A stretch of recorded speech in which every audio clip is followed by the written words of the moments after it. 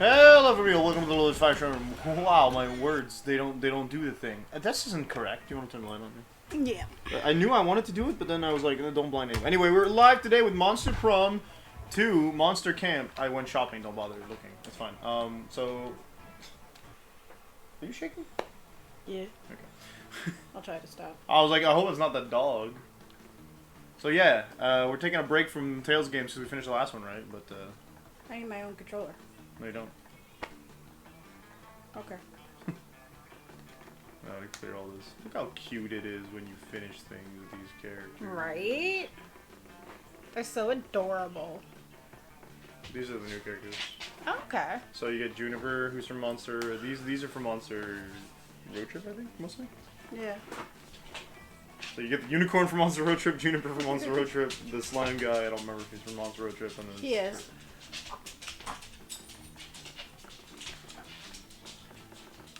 I clear my new, but hey, it's fine. Okay, so yeah, it's a fun game. There's nothing else to be said but that, I think.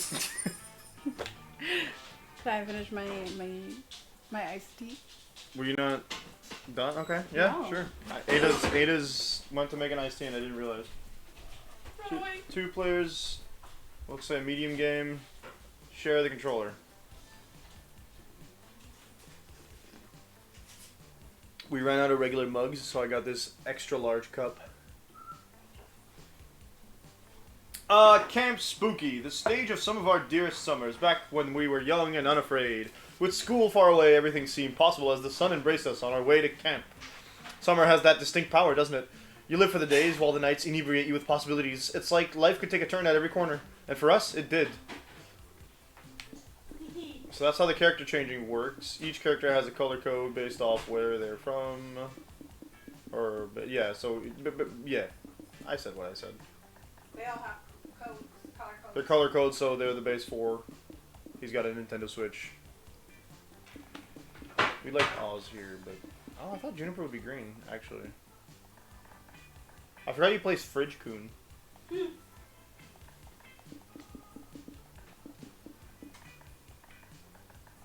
don't know what I want to play.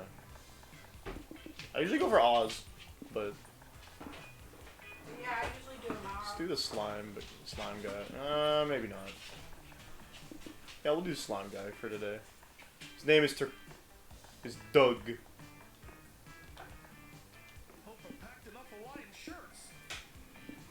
Just pick. I don't remember what I want. I don't remember. I played this a bit, but I don't remember how to do things. Pick random. What? No. What do you mean no? Not for me. No, for me. You have to stack your pack. You play Amira? Yeah. Amira. Summer will be lit. And then we'll let Ada come back and pick her stuff. Tardigrade. That's what I'm on. That's what I meant to say yesterday during the Metal Gear. Not the Metal Gear, the... What was it called?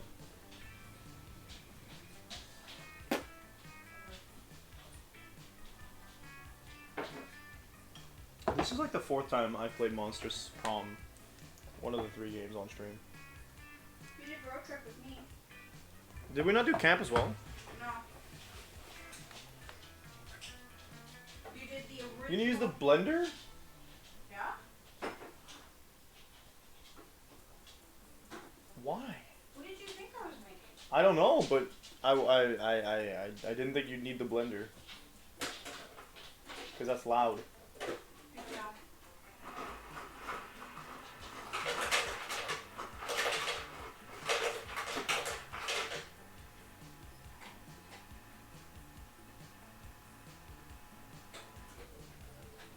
Might be jammed.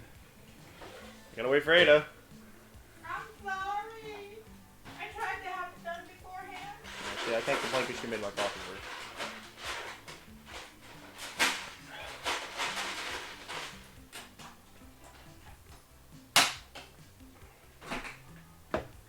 This doesn't add any more people to flirt with, though. By the way, how do you coffee? I can't hear you at all.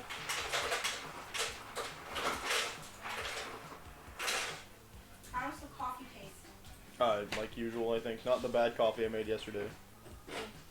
Copper, downstairs. Downstairs. Okay, use the mic. Oh yeah, I gotta do that. We'll be silent for a bit.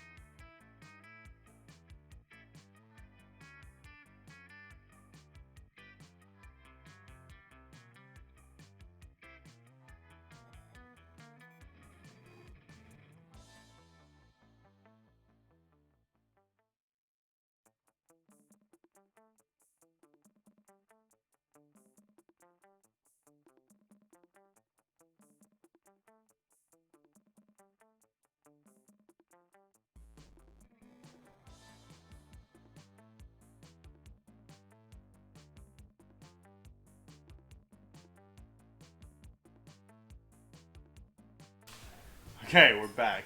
You get to pick your backpack stuff.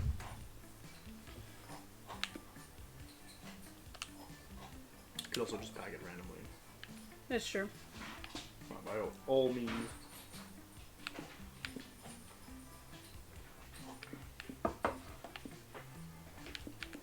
Was that called a flashback light? Yep. Silly.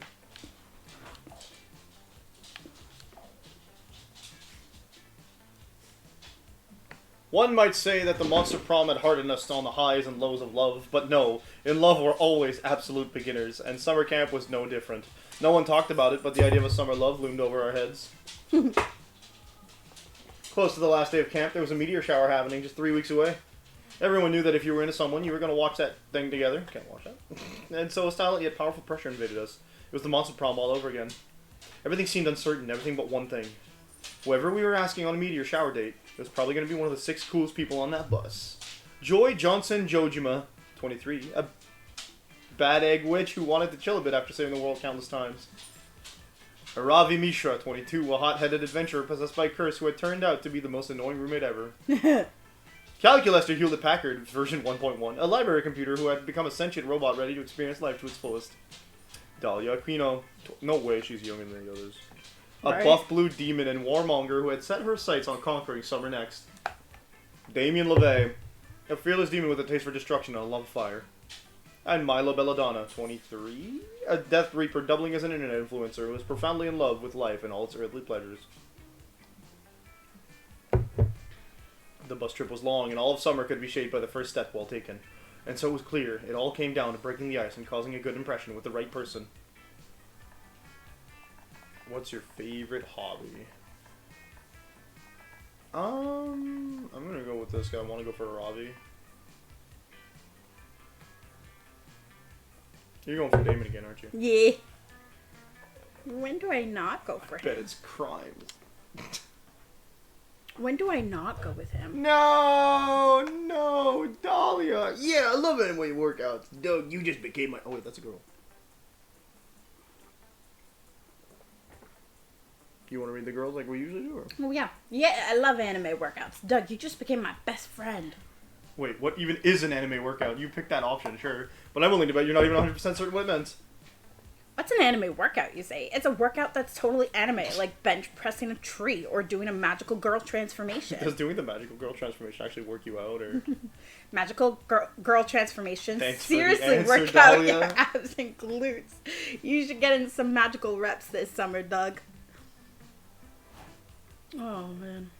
Oh, my throat's gonna die. Hell yeah! Crimes are Satan's perfect pastime. Anytime I'm bored, I just vandalize a gas station. It really takes the edge off. Can't wait to see all the wilderness crimes I'm gonna get up to at camp. I'm gonna carve Damien rules on so many historical trees. Historical trees. With any luck, you two will soon be carving Damien plus Amira forever instead. We only had 3 weeks left to war crushes and conquer their hearts, but as I already said, we were young and unafraid, and we were ready to start. One of us should try and go for the narrator at some point. I don't think you can in this one. No? No, not. No, you can in the other one. I can't even. I didn't get that because you need to do like a whole bunch of stuff too. Yeah. All right.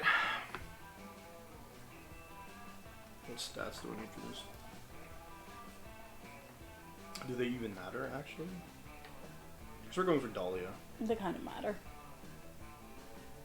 Monster camp stats. No, I mean like. Okay. Yeah.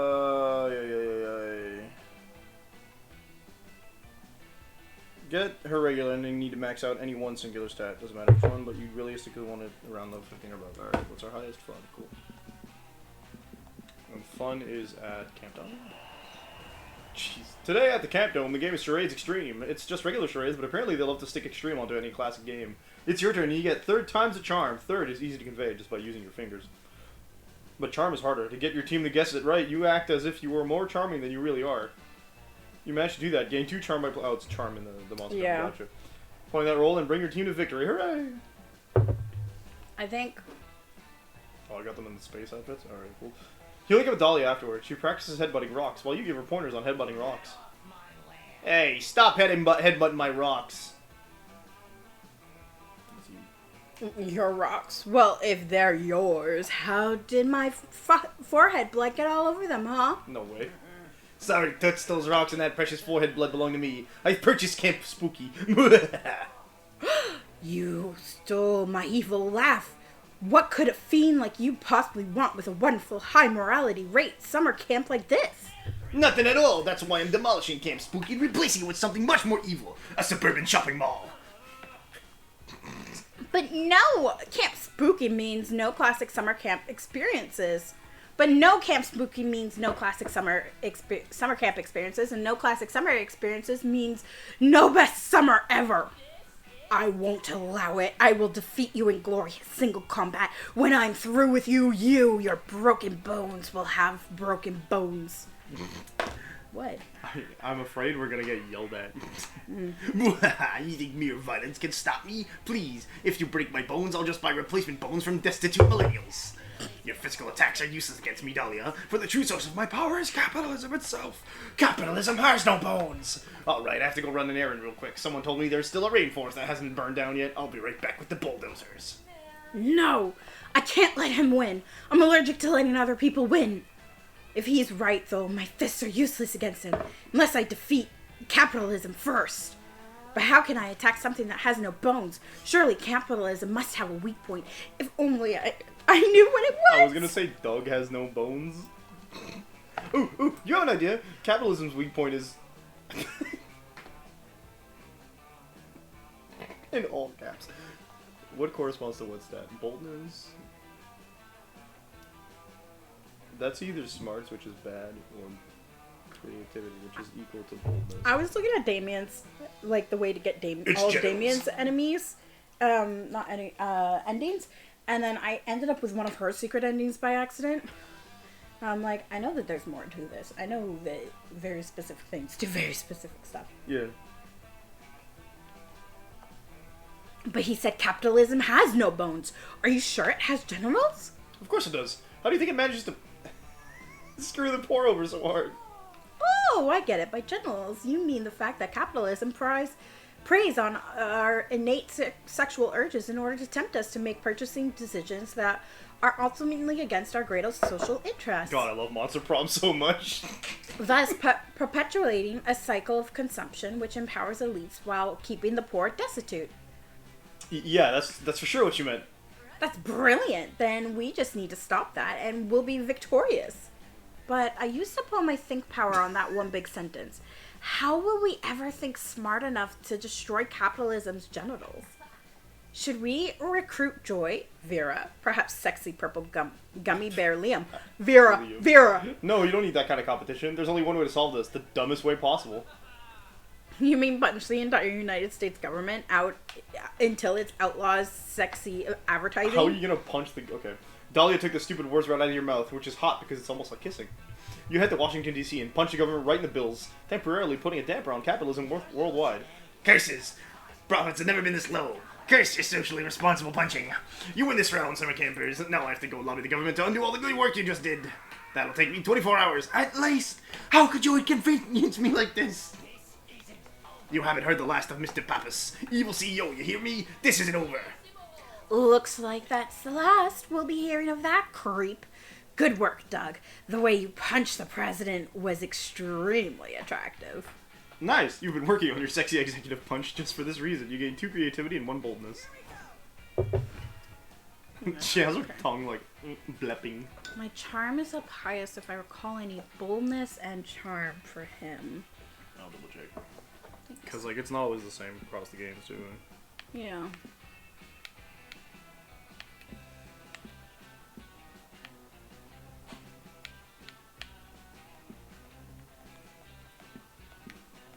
You need...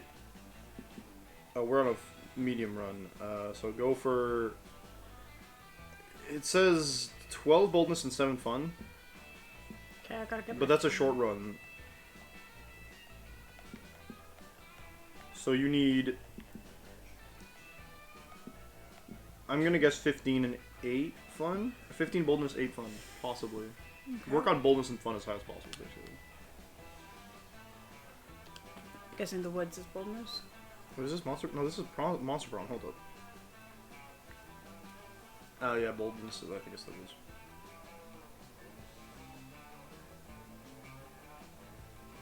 Yeah, okay. Around level 10 or above. And get in good with him with his stuff to get his endings. Okay. That day you go to the woods searching for edible roots to make a wilderness tea. Find lots of roots. Beetroot, ginger root, the square root of pi, and the root of all evil. Oh yeah, you're supposed to be reading that. If you want me to. You, Dang it! you brew it all together and it's the most delicious tea you've ever had. It's so rooted with knowledge that you gain 2 smarts. Dang. Oh, it must be the house. You slip away with Damien and Calculus for a relaxing stroll through the forest. Not sure why this is the duo you pick for a relaxing stroll, but it's your life. 10 minutes into your walk, Damien checks his backpack. A horrified look spreads across his face. We don't have food! Ah, listing facts. My favorite game. Vending machines kill 4 times as many people as sharks do. The average human sheds 40 pounds of skin in their lifetime. Death is inevitable. This isn't a freaking game, Calculester. We're in the woods without any food! Does the word starvation mean anything to you? Not personally, no. Alright, clearly I'm the only person taking this seriously. We gotta figure out a way to survive, and we gotta do it fast. Cal, give me your leg. Why, friend Damien? So I can eat it to survive! Come on, aren't you a supercomputer or something? Try to keep up. Though I would be happy to help, my leg is composed entirely of metal and plastic, neither of which would be a good source of calories. Yeah, I'm metal too, so that should be fine. Give me your leg to eat. Counterpoint, could we not instead order a delicious meal at the Force McDonald's directly behind you? No, not the McDonald's. You turn around, and sure enough, there's a McDonald's in this forest. That's the invisible hand of the free market. We don't stand McDonald's. Oh wow, McDonald's. That's slightly better than eating a 7 robot leg. Let's go check out the menu. Slightly better than the 7 robot leg. Yeah. But soon. This menu sucks! Shamrock shake, but made of actual shamrocks. McDirt. Calculator severed leg. Filet-O-Fish. I swear there's not a single thing on this menu I'd be willing to... Ah, crap. No, it's... Oh, crap. McRib! The McRib is back! Thanks Satan Almighty, McRib is back! You excitedly rush to the counter to place your order. But when you get there, the cashier tells you they only take payment in acorns. What the... Penis. I don't have any acorns, but I need the McRib! There's gotta be something we can do! The cashier says they also take payment in Bitcoin. But you already spent all of yours on your subscription to Monthly Fantasy Team Anal Beads? Oh dear. What? Amira, why are you ordering anal beads monthly?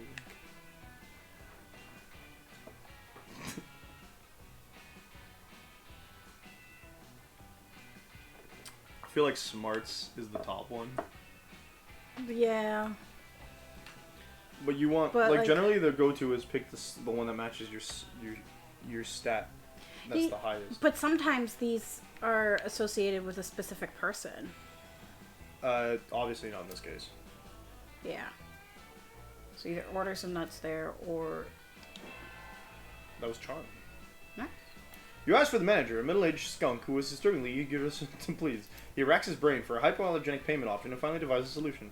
Your firstborn child. It's just the sort of thing forest creatures are always asking for in exchange for flat favors, and they could use a child to work the fryer. Oh, wow. You agree immediately. What a deal. I'm not sure this is a wide trade, Amira. According to my data, the exchange rate of McRib's children is not 1-to-1. Don't you get it, Calculaster? Amira isn't trading a child for McRib. She's trading a McRib for a child eventually. You agree with Damien. In fact, you explained you were planning to adopt anyway. There's already so many children in the world. Why make more? If that fails, you can always kidnap a random kid and indenture them to the Force McDonald's. What are they gonna do? A DNA test? Rip, dude. This game's great because you obviously know how satirical it is and how awful everybody is in this game. Right? Ah, I see. We are negotiating in bad faith. I will download it. Negotiating in bad faith. A more suitable personality for this transaction. One moment, please.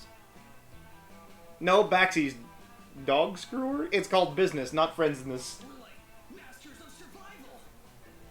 That's more like it. Now let's go eat this McRib. You abscond with your bun full of meat-like substance and find a quiet a quiet clearing in the woods. The three of you split the McRib. Not that Calculaster needs it, but he loves to feel included. And you gain 2 smarts and 1 fun. Your fun's kind of low. Oh, everybody choose a food. Say your food out loud. Nachos. Pizza. Which food would kill you the fastest if you only ate that food for? Oh man. Ooh, that's a close one. It really is a close one, but I would have to say pizza. You think pizza kills us fast? I think I have to agree, just because I want to go. No, I'm kidding. I think there's more junk and less good stuff on pizza in general because the dough isn't like made of like. It's also more greasy. With all the cheese you put on nachos, I don't know about that. You also put like meat on it, right? Yeah, you also can put meat on it, veggies on it. That's where most of the grease comes from. It'll be from the meat and cheese, which both pizza and nachos have. But You I just think, wanted to go I still first. think pizza kills you faster. The dough is thicker and greasier 90% of the time. Right, we were supposed to argue which one would... Yeah, we were supposed to argue for our own.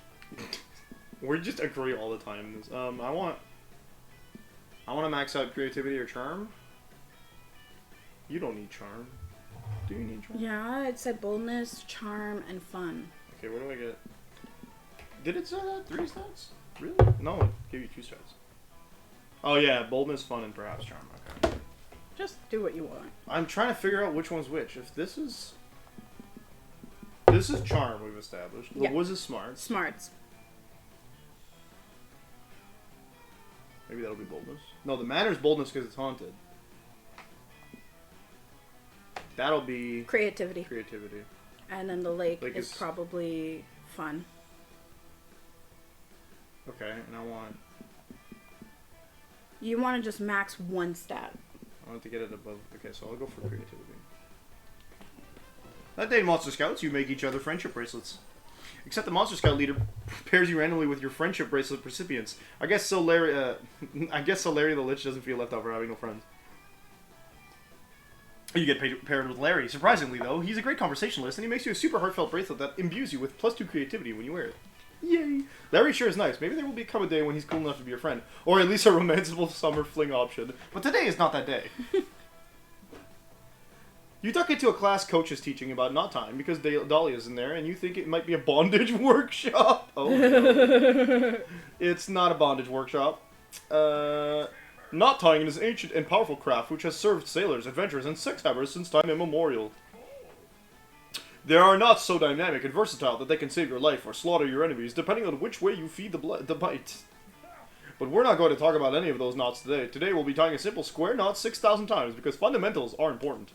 After all, you've got to learn to crawl before you can walk, and you have to learn how to walk before you can run, and that's still several steps before learning to tie a square knot. Come to think of it, maybe this knot tying class should be focused on teaching you to run. Yeah, 6,000 laps for everybody, of course. No, this is bogus! You came to this class to mac on Dahlia, not to improve your cardiovascular fitness. You grab her massive bicep and whisper that you should ditch, but... Ditch? Ditch? No way!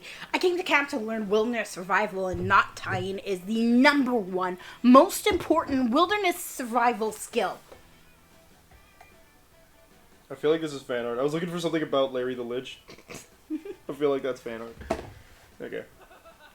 As is fire starting, building shelter, navigation, and finding water. They're all tied for first place. What do you think, we can just teach ourselves how to tie knots? Ridiculous. The only way to learn knot tying is by running in a circle 6,000 times like Coach said. I don't agree with this statement. I don't think that... you know what? The logic of this game, it might actually work. So, Yep. As much as you relish the opportunity to get real sweaty with Dahlia, you're pretty sure you'd literally die after lap 15 or so. You need a better plan. Luckily, you happen to think you know a thing or two about knot tying. Maybe if you can show Dahlia a really impressive knot, she'll let you teach her instead of Coach. So what's it going to be, hot stuff? What knot are you going to show off? Oh, dear. Using an electric eel. That feels like boldness. By getting married is going to be charm. No, charm. Oh, that was boldness. Dang. Getting married? But marriage is a sham institution. The idea of a life partner is likely as old as the human race, but our modern concept of marriage was invented by medieval barons to safeguard their inheritances. Dang, I'm learning history today? Yep. It is a convenient legal fiction which binds together estates and forges diplomatic alliances at the expense of personal autonomy and sexual liberty. What's more, an attempt to place a government mandate cage around love is doomed to fail. There's a reason the ability to annul marriages has been a hotly contested issue. Yeah, I don't know who's saying you can't, but okay. Yeah. It's no coincidence that the rise of divorce as a more socially acceptable option has run parallel to the women's liberation movement and the proliferation of various models of polyamory.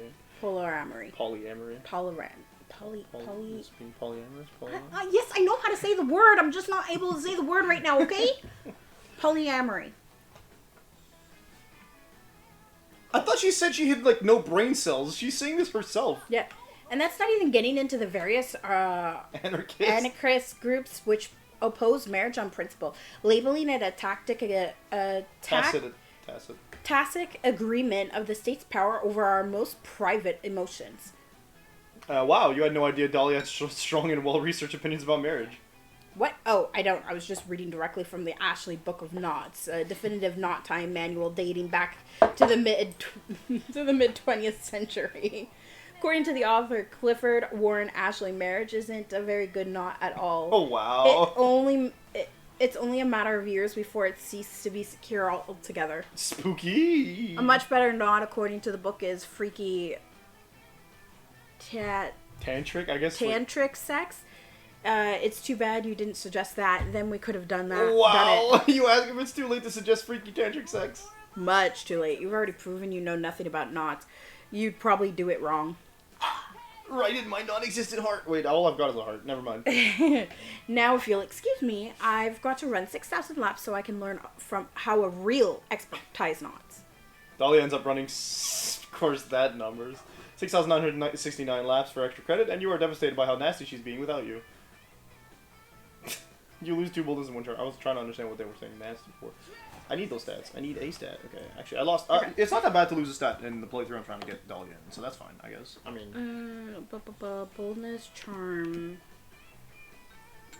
And, was it fun? Yeah. I gotta get the fun up.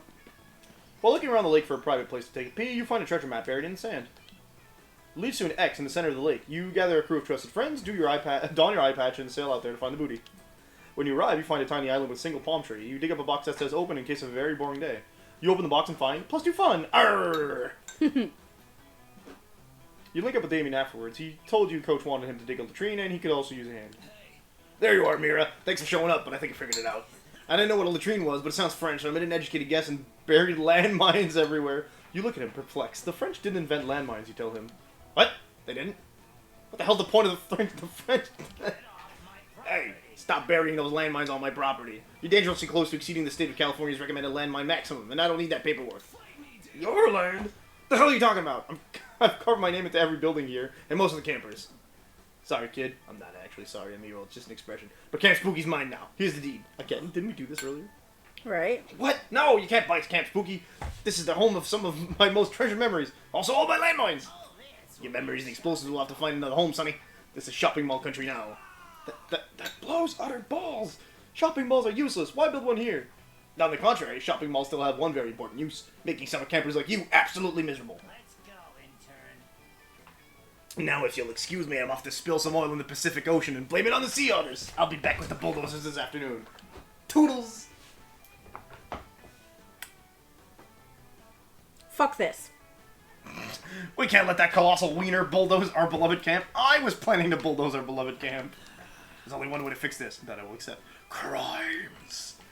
Come on, Amira. Help me think of an act of vandalism so heinous it'll scare that dude away for good. You want to think shitty neighbors? So salt in this. No shopping malls will ever grow here again, of course. You're right? I don't know what word can replace it, and that's it. Crappy neighbors can turn the best property into a carnival of crap. Like my neighbor Randall. He smells like burning hair and has a fishing hat that I covet. God, he makes me hella sick. Cool. But where will he find some appropriately crappy neighbors? It's not like Randall's moving anytime soon. What we need are some skilled bad neighbor impersonators. Caper experts, you know? Or what's another way to say that? Oh yeah, we need some... Yes! Can't fade them, but they're here. With a Z! I love how they say it. I mean, that's a huge like theme in the next game, too. Right? I was gonna say escapade specialist, but that's even better. We're here to be your fake bad neighbors, bro. Paulie already made a list of everything we need. 1 white picket fence, 1 roll of garden hose, and 1 bucket of fake mustaches. Why so many fake mustaches? There's only 2 of you, and you don't really need a disguise. I did my research, Damien. If you took all the shitty neighbors in the world and put them all in a pile, do you know how many mustaches you'd have in that pile? 1.6 billion. Alright, you're the professionals. I'll get you some mustaches. I have a bunch of severed heads I've been meaning to shave anyway. Can you pour me some more, please? 1 gruesome disguise montage. Montage later. Alright, I'm back. Hope you were getting evicted. I hope you wore your getting evicted pants, because Who are you guys? Of course he's the landlord. We're your new neighbors, bro. A polyamorous throuple of horny mustachioed men. Yeah, we love having threesomes, growing body hair, and vandalizing shopping malls in bizarre and disturbing ways. Of course, them. Thank you. Welcome to the neighborhood. This is not a prank, and I am normal. What? They said nobody lived near this camp because of too much collateral damage. You're telling me I have to find a way to evict you guys too? That'll take weeks. You win this time, horny mustachioed throuple, but you haven't heard the last of Mr. Papas, evil CEO. I will return. Hell yeah, we did it, especially me. I think I'm really getting the hang of this prank thing, don't you? Most definitely, bro. Like when you said, this is not a prank, even though it totally was a prank. Where'd you even come up with this stuff? Guess I was just inspired by the mischief in Amir's heart. Thanks for backing me up, hot stuff. Yay. Damien's not the only thing you'd like to back up. The other thing is butt. You gain +2 fun and 1 creativity. Okay. Everybody choose a movie. Say your choice out loud to the other players before clicking. The Room. The Notebook. Player orders decided based on the likelihood that Doug would survive in said movie's universe. Start debating now. The Notebook. He'd win. I feel...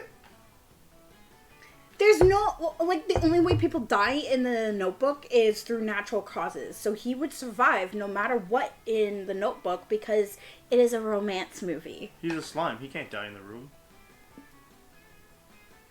But people do die in the room. I think someone dies in the room. Mm-hmm. The Room is the one with the split personalities, right? Nope, that's Split. That's Split. The Room is... The Room is the bad Tommy Wiseau movie from like 20 years ago where he comes into like a flower shop and he's like, I did not hit her. This is garbage. Oh. He's talking on the phone. It's so bad. I still think Doug would survive. Would most likely survive. I'll give you the point because I haven't seen it. The Notebook? You've never seen it? Nor do I have any intention on seeing it. No. You need to watch it. I do not need to watch any Nicholas Sparks. You need to watch anything. it with me. 0. It's so cute, and it's done by... I know the twist. You find no, I wanted a Robbie. Oh wait, I can't go for a Robbie. You find a Robbie scribbling in her trusty notebook. Damien is peeking not so inconspicuously at her from behind a big rock that's right next to her face. Damien, stop trying to peek. I told you to go away. How'd you know I'm here? I can't see you, and that means you can't see me either. I'm invisible. Do you not understand object permanence or something? Object what? Sounds like nerd crap. Can I just read your your notebook already? I said no, it's private. But you let Hex read it. I don't let Hex do anything. Hex wreaks havoc, wreaks chaos wherever they see fit, and I just kind of have to roll with it. Right, you are, girl. Speaking of which, I'm bored. Seems like a good time for an unhappy, embarrassing accident occurs. Excuse me. Just then, a totally unrelated gust of wind blows through and rips the notebook out of Varavi's hands. It falls open on the ground and reveals a bunch of doodles of a buff, leather-clad girl stabbing a wimpy-looking red stick figure. Huh. Are these plans to murder me? You said this was your therapy journal. It is. I find these drawings to be very therapeutic. But they aren't murder plans. They're ancient hieroglyphics. Hieroglyphics. Why are you... Okay. There's no R after the G. Look, I'm trying. Okay. It's okay. Hieroglyphic. Pass. Move on. That I've been studying. Hex, tell him. Sorry, I zoned out. Did Damien see the murder plans yet? Ugh, I said they weren't murder plans. Everybody leave me alone. Robbie could easily deny this for however. She has advantage on deception checks. You need to settle this argument. Are they murder plans or not?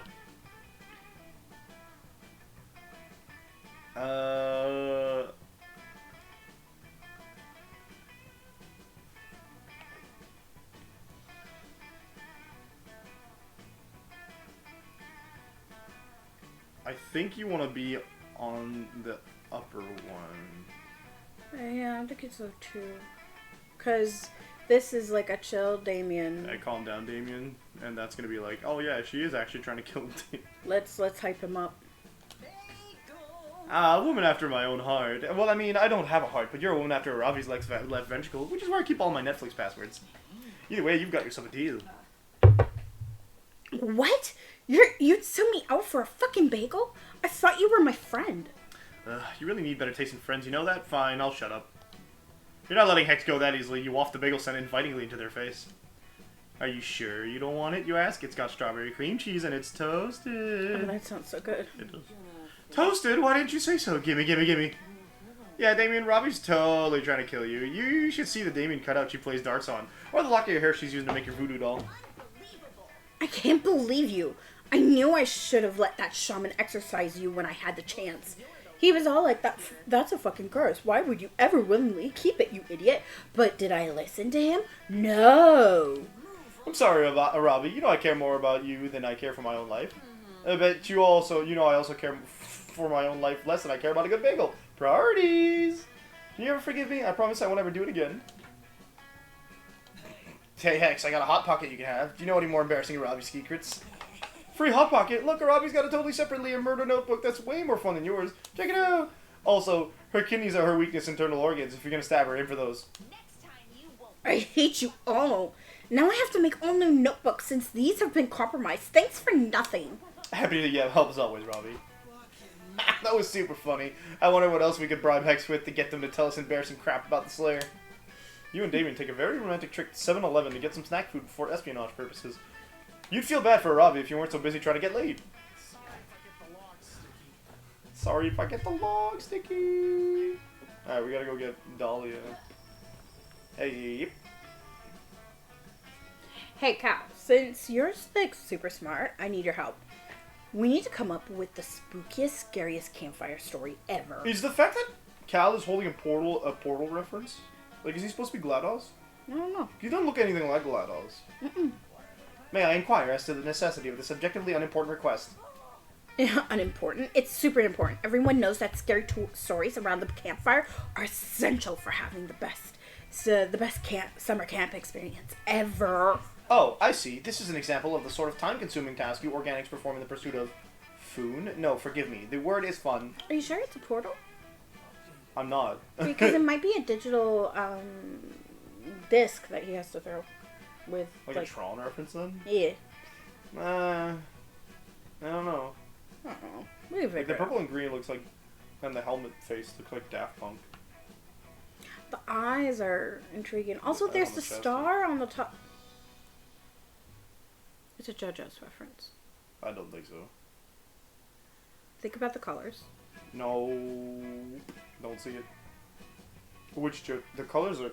What's tricky about the JoJo colors is that they're not consistent. That's true, but I'm like my brain looking at that with the eyes, the thing on the side, and the star. I guess, but what would it be a reference to? One of the friends are bad guys. I can't remember which one, but there's one with that specific color palette that kind of looks like that, and it's always creeped me out. None of them look mechanical though. There's Not mechanical, but like the shape of it and the like. It used to like. they all look the same shape though. But like it was like one of those like really skinny, tall like ones with lanky arms, and sort of like hovered over sometimes. See, the closest one that you could tell me it kind of looked like would maybe be with the screen on the face would be Moody Blues, but Moody Blues doesn't look anything like that. It's got like the forehead screen that tells you the time, and then it's got like big. I'm just not thinking about the screen. Like I'm taking the screen out of it altogether and just looking at what they did for the spacesuit. That's what I'm saying. Nothing else looks similar. Like he's obviously an android that's been modified, but Yeah. very well. I will do my best to help you achieve fun. I struggle with creative tasks, but perhaps if I crunch the data from several famous horror stories, I can compile my own.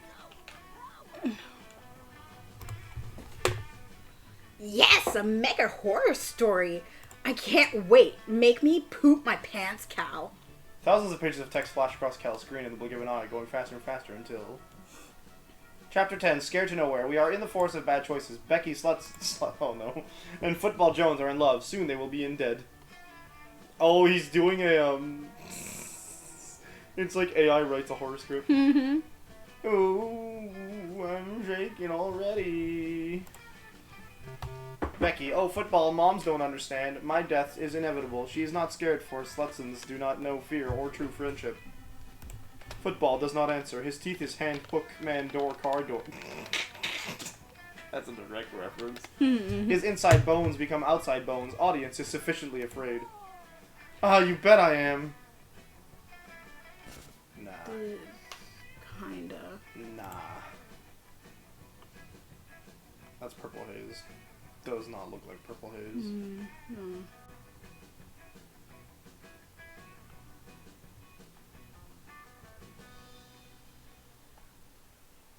There is now Murder Cabin. The real tour should not be there. I have Amontillado, says a man in the audience refuses to trust. I don't think I've ever seen that one before. Says, Oh, that's an AI thing, I think. okay.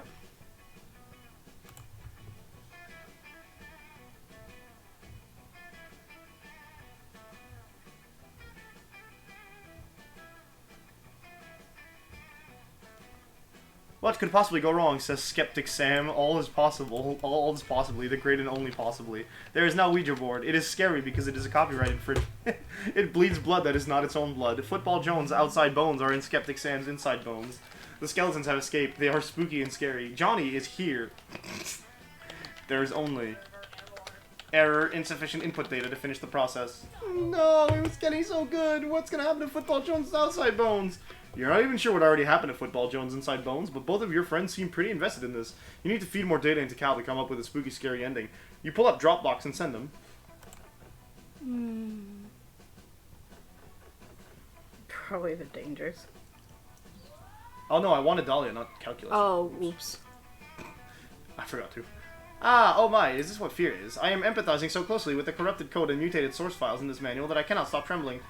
Good, that's how scary stories are supposed to make you feel. Now finish the story! The skeletons have escaped. They are spooky and scary. Johnny is here. Spooky, scary skeleton. There is only the polymorphic virus. It is here. It is Murder Cabin.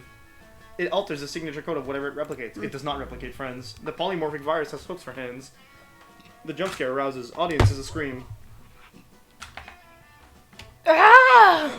Your code is possession, says the polyvirus morphic. Excuse me. Your frag drive sucks. Penis in hell.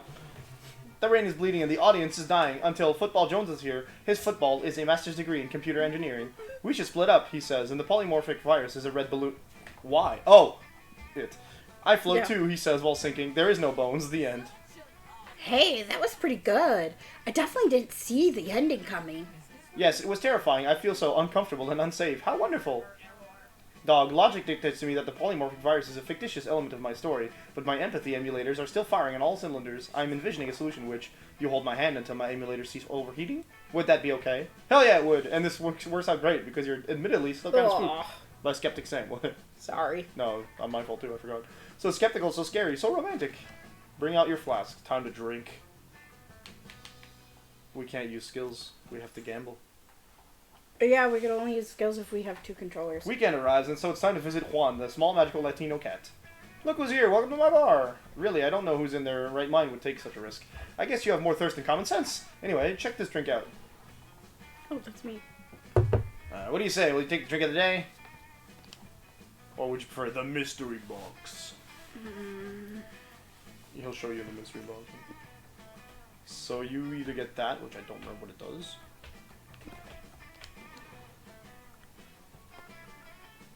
Toilet juice. The mystery box, so bold of you. Hope you're happy with it. No refunds. The Redacted. Quite appealing, right? Don't know if I drink that, but the real question is, will you? I also have this mystery box because at this point, who knows what you drink? I think the 3 shots that they gave me had to do shots? with the witches. No, it had Oz's, like little fear dudes in it. Oh yeah. Yeah, no, totally. I was testing your common sense. And you passed. Your prize is the drink you chose. Toilet juice. Okay. Don't drink the toilet juice. I just have it here because Polly insisted that I offer it as a marketing stunt. That crap cannot do anything good. You lost like every stat in the book. I should have switched I it. swore I thought your boldness would have gone up. The Redacted has some weird powerful properties that stop anyone from being capable of actually using its real name. I think by drinking it, you absorb some of its properties. So I guess you're redacted from now on. So mysterious.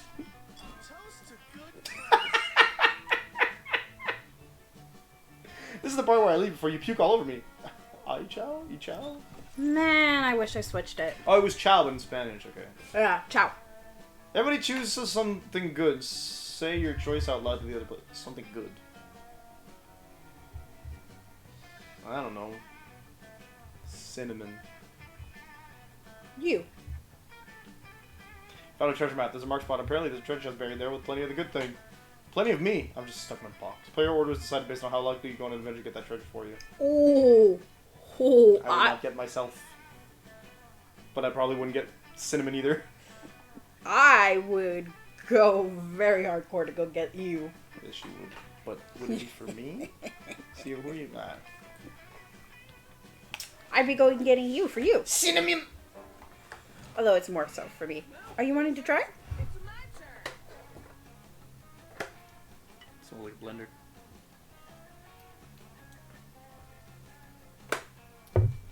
That's a no? I'm good. It tastes like water to me. Well, yeah, towards the end it starts to taste like water. Go to the Haunted Manor to gain some boldness, since you found a brochure that promised some boldness if you visited. Instead, you find a mischievous demon. It was all a ruse to lure you here. The demon will take 9 years of your life. You take the demon to court for misleading advertising. The jury isn't fond of mischievous demons who fool people into giving years of their life up, so you win and the demon has to give you +2 boldness. Hell yeah. You and Damien are engaging in that classic camp prank of taking a bunch of other camper sheets and tying them together to create a complicated net involved in a Rube Goldberg-esque deadfall trap. I don't know what that means. Nice work, Amira. Our friends will never know what hit them, especially if it kills them. Hand me my bag, will ya? I need to find the hilarious metal spikes for the bottom of the pit. It's so hard to find anything in this bag. My dad's packed it full of useless crap like a water purifier, non-perishable food, and a pillow. Why? I'm perfectly capable of smothering people with my bare hands. I didn't notice this before. Damien holds aloft the bottle, inside of which swirls a dark black and gold liquid mist. It's hard to say exactly. Also, the bottle is screaming death to the laves, oh dear, at the top of its metaphorical lungs. Your time will come. Your reign will end. Bad stuff is gonna happen. This bottle's weird as crap. My dad's packed all kinds of useless camping supplies in here. Tent, backpack, halberd. But this is the most confusing of all. Like, what the hell? What the hell? What the hell? What is it? What do I do with this? This is a special one. This is a special one. Look up what I'm supposed to do. Bottle seems to be causing Damien a great deal of distress. You better come up with a reasonable explanation so that you can move the hell on with your day. Damien?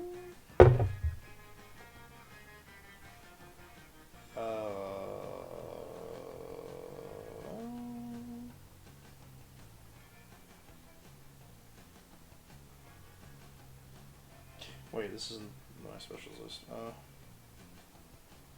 I usually just type in the bottle name and then go from there.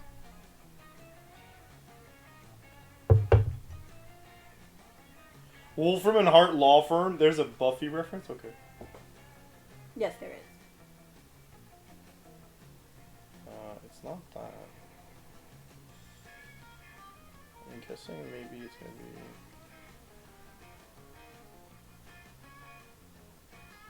be... No.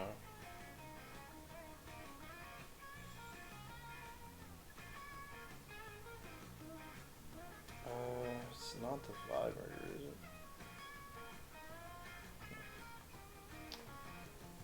Sure it's new. I don't have... Oh, parental equivalent, there you go. No. Because these are not the right prompts. One moment. Ada's really excited about this. Confiscated parental paintball, free pizza, remaining small topia, house arrest, free to play murder games. Not the day demons had. Where's East? Bottle. Yeah, bottle maybe? Bottle? Didn't lead me to bottle, there we go. There we go. Yeah. Okay, so go for the second one, it's boldness. So you think I have enough? It's your better one, so. Yeah. Alright, I knew haunting threats to my life and my family sounded familiar. Now I know exactly why. That's the sound that ducks make! To the lake! Here's the plan. Grab some sticks, have the bottle make duck noises. Wait for ducks to come, chase them with sticks. Damien sets the bottle down and it begins to shriek. The 8th circle will fall! Down with the levays! Down with the usurper kings! To your utter shocks, ducks do in fact come waddling over. But these are no average ducks, oh no. They are super jacked ducks with spiky hair and spiky teeth and spiky tattoos. These are bluff ducks. Someone's talking crap about the kings of hell, a duck with an eye patch asked. Because that's our jam. Starting fights with demons is what we do. Fucking ducks. Get wrecked, duckies. Damien immediately sets to chasing the ducks around with a stick. What? Oh god, no, not a stick! R01 weakness! Years of training and careful planning for nothing! The sound of Boo Paul's lip sync for your death fills the air. It's Damien's ringtone, and since he has his hands full with the stick, you answer on speakerphone. Hello, our little sweet prince of hell, says Stan, the king of hell. We wanted to see how you were doing at camp. Fucking metal. I'm hella awesome. I'm awesome. Okay, cool. Thanks for the sick duck lure, dads. Duck lure? Asked Lucian, the other king of hell. I don't remember packing you a duck lure, but I was very busy swapping people's eyeballs with a scoop of anthill that day. Yeah, you gave me a bottle full of black and gold smoke that screams endlessly about how much it hates us and wants us dead. You know, a duck lure. Oh, Lucian, you silly Billy Willy Warlord. I told you to pay more attention when packing Damien's bag. Damien, that's not a lure. That's a lure. Sorry, what now? A lure Vexraz, commander of the rebel armies of the Forbidden Black Flame. When he lost the war, we put his soul into a bottle. I meant to pack a thermos, but I must have packed that instead. Those ducks are for real. Ah, weird, because it totally brought ducks to us. Handsome, very buff ducks. Oh, says Stan. Those must be the Darkwing Duck. A group of mercenaries who are sworn enemies of the Levays, but who have been in an unknown location for the last 10 years. And you use the soul to discover their location and defeat them. Good for you, son. Nah, dog. Not the dark-winged ducks. I thought I recognized what it was. It's a reference to the show Mighty Ducks. No, Darkwing Duck. Well, there's Darkwing Duck, but then there's also like the group of the Mighty Ducks that are a group of mercenaries from Aren't their the world. Mighty Ducks hockey players? That's the movies. They No, made, the cartoon has them like space hockey players. they do hockey on Earth, but they also have like a whole bunch of equipment. I don't think and they're they mercenaries. shoot It's a stuff, kids show by Disney.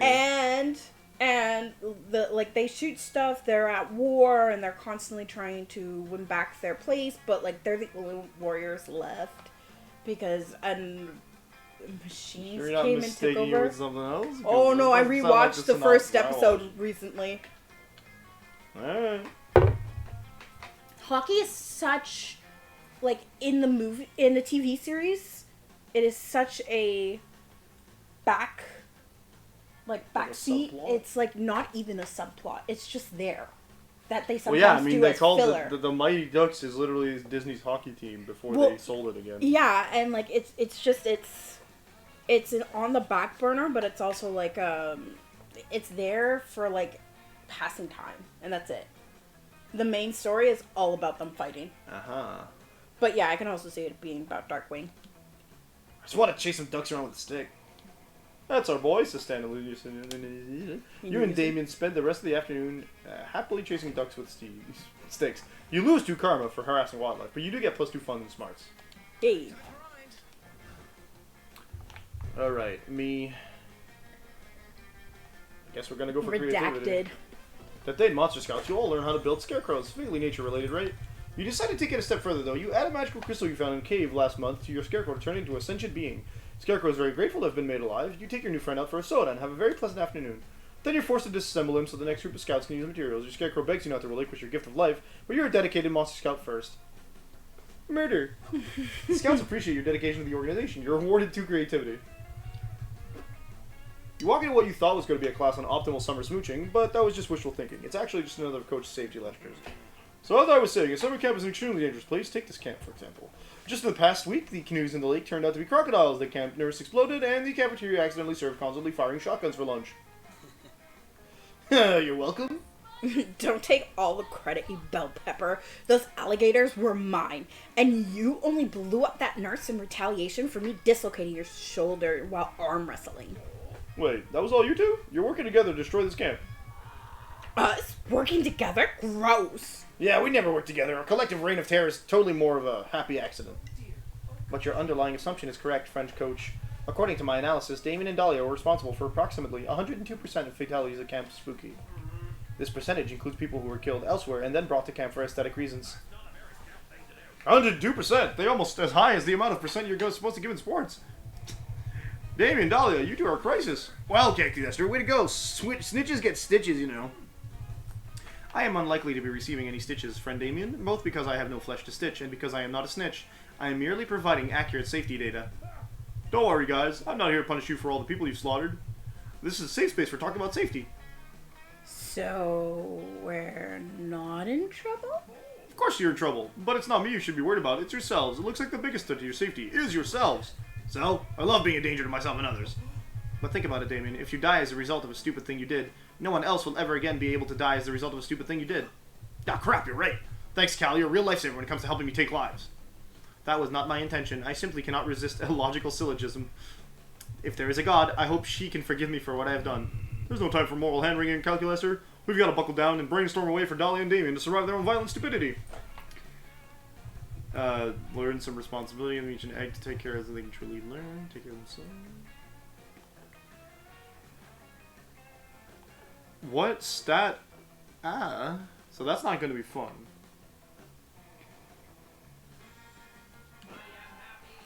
Good. Indeed, I have been keeping several farm fresh eggs in my refrigerated compartment, just in case some of our friends needed to learn responsibility. Here they are. What the hell are we supposed to do with these? Oh, I know. Oh, yeah. Oh, I know. Eat them raw. Protein will make our muscles bigger and thus able to defend us from our muscles. No, Dahlia, you must not eat these eggs. You must parent them. Ah, no way. You're not tricking me into parenting a stupid egg. I've never boned even one chicken. Egg is not my son. Then it looks like I'm going to win at egg parenting by default. What? No, I'm gonna parent the hell out of this dumb egg. It's gonna be so well adjusted it'll blow everybody's penises off. Oh, yeah. Well, I'm going to read my egg so many bedtime stories it grows up to be painfully literate. Well, I'm gonna give my egg Red Bull instead of milk so when it hatches into an adorable baby chicken, its wings grow wings. Red Bull? Why feed your egg Red Bull when you can feed it other eggs? Hey, Cal, do you think they know these are unfertilized grocery store eggs and no amount of parenting will change that? Unclear. I must note, however, that this is already the longest these two have gone without causing any wrongful deaths. I suggest we consider this a win. Excellent. I love winning. Thanks, Calculester. You're a literal lifesaver. Don't thank me. Thank me. After all, it was his idea, and also I cannot claim credit for anything else. I am not even sure that I have free will. Yeah, thanks. This egg has truly taught me what it means to love. Not as much as it's taught me how to love, you cherry tomato. Damien and Dahlia go back to aggressively parenting their eggs, and you go back to being great at everything all the time, getting 2 charms and 1 smart. Nice. Let's trade places. Everybody choose a fictional character, say your choice out loud to the other players before clicking. Hebrew. Hebrew Koya. Ooh. Koya Hebrew. Ooh. Repeating the name does not tell me who it is. A cloud guardian from Tactical Fifty? No, herbivores. I'll bite you to death. KHR. The show I've only seen like 19 episodes of. He's definitely been introduced. It's the one with the tofas. Glansley has no problem hitting people. Disciplining. Oh, the That is disciplining. the psycho in charge of. Yeah. Yeah. He's the best. I guess Alistair from Hasbin. Which character you'd least like to share a tent with for a week? He's a psycho. I don't like your psycho. I don't feel safe with him in my tent at all. Why am I debating for you? I can't debate either one. I don't have a problem with either of them. I guess you go first then. You'd least likely to share. I don't want to be in a tent with your character. He's violent and unpredictable in the first 19 episodes. You breathe at him and he says he's gonna kill you. He's Oh yeah, he stays that way for a at while. least like but Alistair he's has some very form loyal. of like logic to him. I gotta bring up my boldness and my charm, right? Boldness, charm, and fun. Yeah. That day in the Haunted Manor, you find a bunch of ghosts playing craps. You're terrible at gambling, but that's never stopped you before. You face off against the craps champion, slam all of your chips down on the table, and cry out, "I bet my immortal soul!" Everyone gasps, and then someone says, "Dude, chill. We're just like playing to have fun. Nobody's even betting real money." Oh, you're not used to such low stakes betting around camp. Honestly, it's a relief. You bet +2 boldness against the champion instead, and you win. You and Damien are lounging together, having a surprising chill time reading comic books. It's gonna sound crazy, but can you pass me that one that doesn't have someone putting his fist through someone else on the cover? Wait, what's this now? You're going to read actual words that might describe something other than punching? What? No, who said that? I was just asking for the one without someone punching so that I can eat it, obviously. Uh-huh, right. What did I say, Dahlia? I told you he's getting soft. But not so soft that you still won't But not so soft that you still won't come sand strangling and ocean kicking with us tonight, right? My biceps are ready to choke that sand right out. And I got special boots made with spikes on the bottom and the sides and the top so I can really show those waves who's boss. Spike boots. Well, that does sound great, but... But... Speaking of the ocean, I was actually going to watch this documentary on dolphins tonight. I'm making popcorn and baking dolphin-shaped cookies, so if you want to join. he's such a sweetheart. Wow, you've changed, Damien. It's no wonder the wildfire hasn't appeared to you yet. What does that mean? What do you mean? I know you've been on the hunt for the elusive wildfire, and I know it's thus far eluded you. And I also know why. The wildfire only appears to those who are badass enough to be worthy of its brittle glory and untamed majesty. It's true. I was just in the woods one day playing with matches, and suddenly, out of nowhere, the wildfire just appeared. I feel like maybe that's something to do with the fact that you were playing with matches. Maybe. It was one of the most magical moments of my life. There's nothing like seeing a wildfire out in its natural habitat. Too bad you'll never see it. Face it, Damien. You're just not metal anymore. Not metal? Not metal? I'll show them who's not metal. Or I'll show them who is metal. It's me. I'm still metal. Now, prove it by becoming worthy of the wildfire. But how? That would probably be boldness or creativity. That's creativity. That's creativity. Don't touch that one. Oh, that's fine. Okay. Oh, hell yeah. That's all kinds of metal. Chains are going to be metal. Top of the water tank will be metal. I guess the wheels of the skateboard, are those metal? Who cares? Point is, lots of metal, and I'll be the metalist of them all. I'm pretty sure, if I recall, that he has a special ending in this one if you get your creativity up high enough. No, stats don't have anything to do with that. In fact, let's find even more metal. I'm going to have a tuning fork in each hand when you chain me. No way, a tuning fork in one hand, a regular fork in the other hand. It's based off of what you do in your You need them to conversations, right? spawn. Yeah. They'll randomly generate, usually. I think there's a metal suit of armor in the Haunted Manor. I could wear that, too. You manage to convince Damien not to put on a heavy suit of armor before you lock him into a tank full of water, which is good because you can't smooch him if he drowns. I mean, I guess you could, but you're not really into that, so it's better if he survives. You find a water tank, put a skateboard at the bottom, chain Damien up, and then throw him in so that he sinks onto the skateboard. But because he is, as he claims, super metal, it doesn't take Damien long at all to break out of the water tank with a sick flip. Sick flip, kick flip. He skateboards down the side of the water tank, doing a one-armed handstand on the board. He does a double somersault in the air, hitting the tuning fork with the regular fork to create a beautiful and magical pitch as he lands right side up on the skateboard. That's Damien style, baby. I can't say that. Yeah! Wildfire, come at me, bro! Silly Damien, you can't call the wildfire.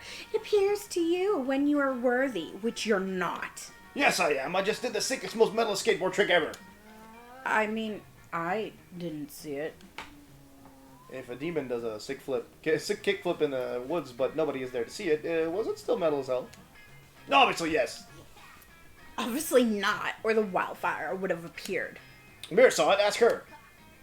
Oh, Damien, we all know Amira is a thirsty bitch who would say anything to get attention from you. Well, that's true. Talia's right. You are a thirsty woman. But you're a thirsty woman who helped me out today, and I appreciate it. Let's try again sometime soon. I know next time we can get that wildfire show itself for real. This might be the ending, actually. Yeah. You're not sure what the mystical wildfire trick actually works, but hey, if Damien wants to hang out with you more, you're not going to stop him. You gain 2 fun and charm. Nice. So my fun is at 10.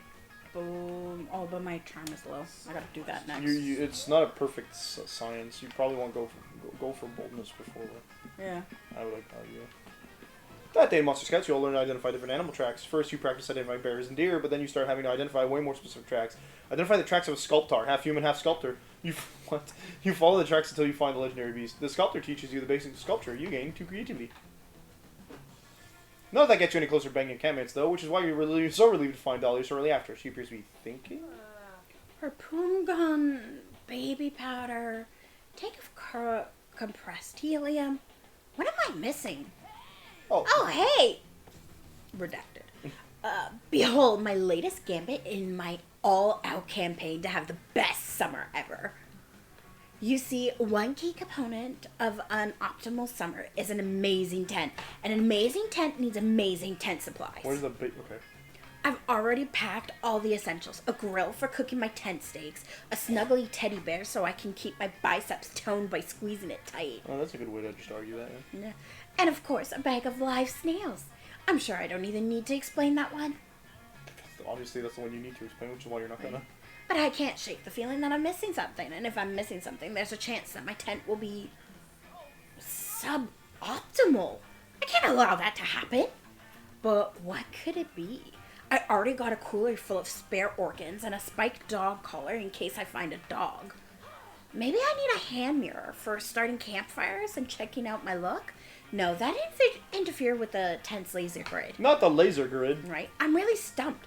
But you look like a monster with a lot of camping savvy. Maybe you can help. Wrong answer. If Dahlia's gullible enough to believe you have camping savvy, she's probably got bigger problems. Well, here goes nothing. Well-being. Bring a tent for the tent in case the tent gets cold. Everyone knows that survival setup isn't complete without someone to share it That's with. gonna be charm. What would that be? Not sure. Please don't be creative. Oh, good. That's a fantastic idea. I can't believe I didn't think of it sooner.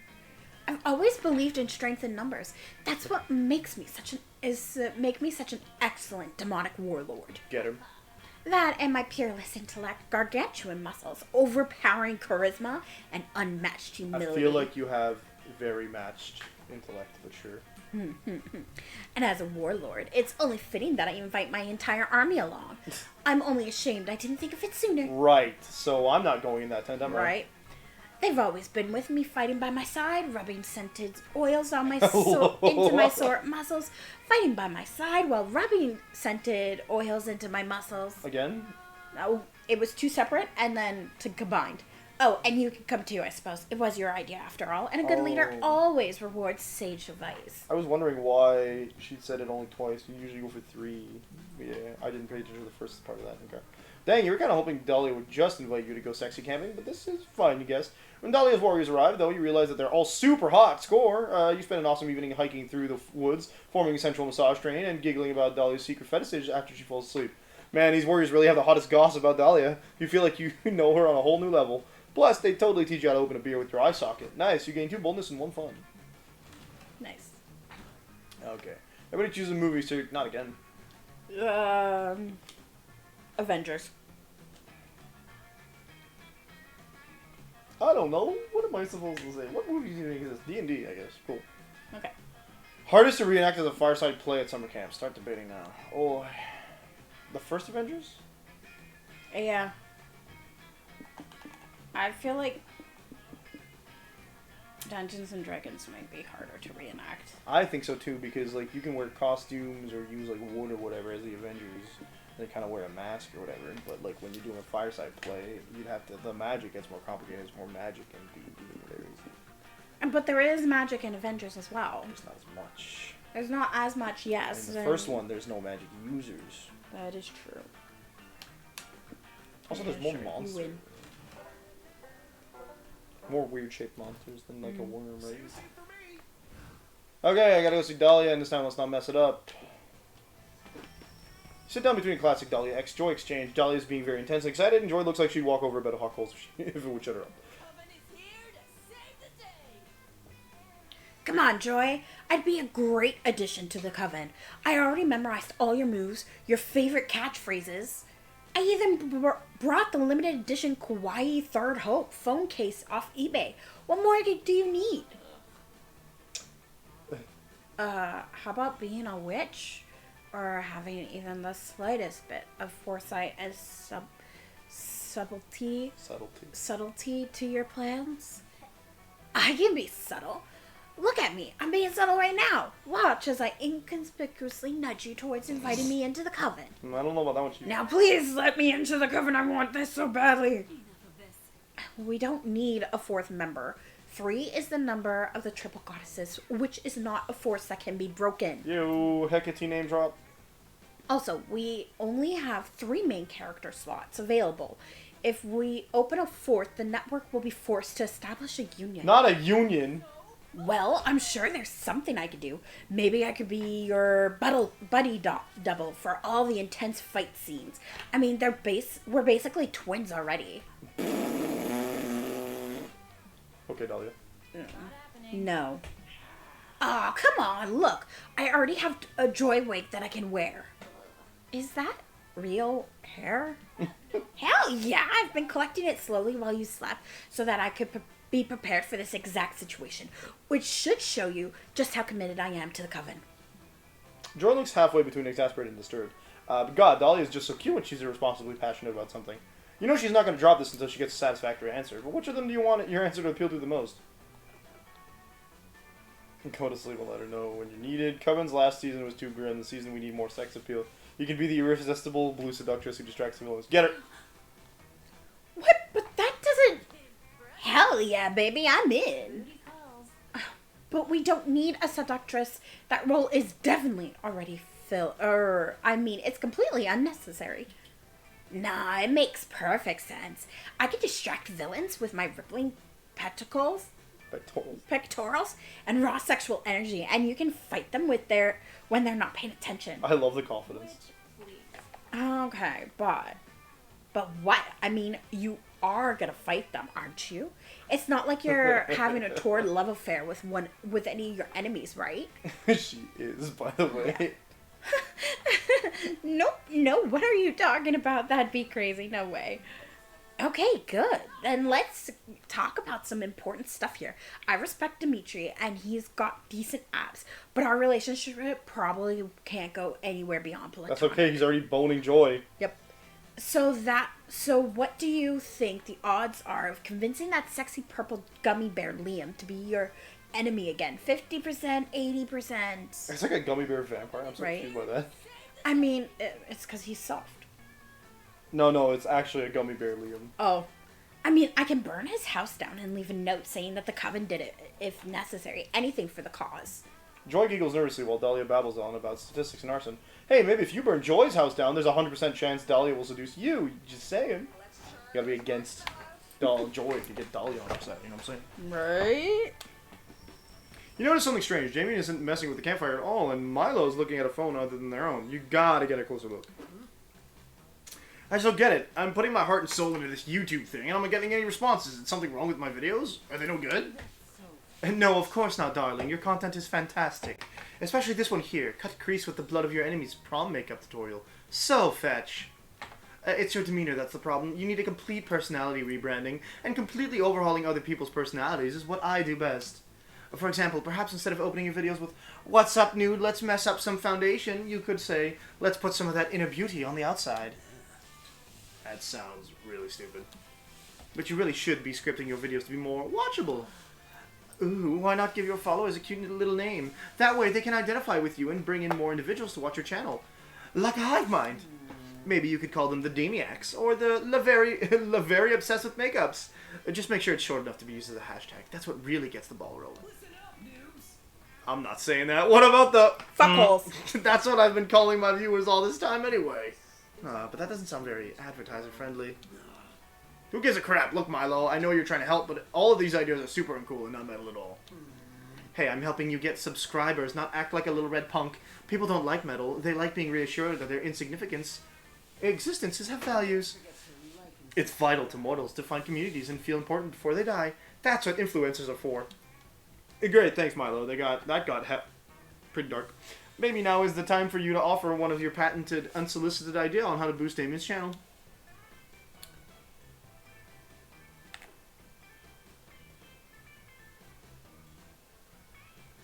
I feel like that one's more likely to be Damien's side. Yep. Hell yeah, I love it. But that makes absolutely no sense. So, who needs sense when you have a branding iron? But that won't do anything for your YouTube channel at all. It's not as if you can physically brand subscribers who only connect with you digitally. Hey, check it out. eBay's full of branding irons. Looks like some slaughterhouse just went out of business. Noobs. Your loss is my gain. And last I checked, people don't particularly like being branded on their naked flesh. Holy crap, this one brand's in the shape of a skull and crossbones. Wait, here's one that just says... Fuck you. Damien, are you even listening to me? What? No. I didn't even know you were still here. You clearly aren't taking my advice seriously at all. You're right or not. Fine, I'm leaving. Cool, bye. But if your channel goes downhill because it turns out people aren't into being branded, don't come crying to me. That's Damien. I just bought a branding iron off of eBay. Never gonna have a reason to cry again. Milo leaves in a huff. Damien immediately turns to you and starts discussing logo designs for his new branding iron. It's a very fun bonding experience, and hey, maybe with his order ships, you'll get to be the first person Damien brands his own. Yeah. Drinking time. That weekend you visit none other than Juan. Hola! You know, when I started making magical drinks, I never thought people would actually come to drink them. But hey, who am I to judge? Anyway, take a look at this one. Love potion number 9. I feel like quite appealing, right? Don't know if I drink that, but the real question is, will you? Oh, I also have this mystery box because at this point, who knows what you drink?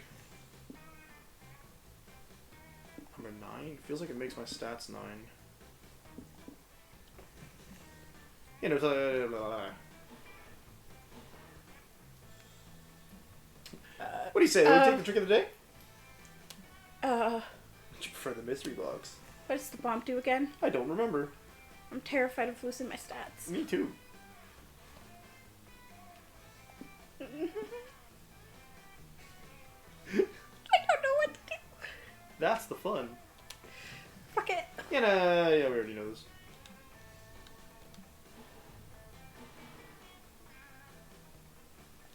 Alright, mess me up, baby. Love potion number 9. Right way to get someone like you is born by being yourself and find someone with whom you can match. But the fast way is by drinking this drink. Goes down so smooth. Oh, it just increased. Okay, cool. I'm okay with that. That's not a drink, it's a bomb! Throw it before it explodes! You do, but being the good Samaritan that you are, you throw it at your friends. The explosion's so big it swaps all your friends' stats randomly. No! No! Wait, actually, that doesn't hurt me at all, to be fair. Okay, so it doesn't affect me, it just affects you. Choose a color. Red. Oh, I guess green since I'm Doug. Which color, if used in lingerie, would be the least sexy? Green! Green!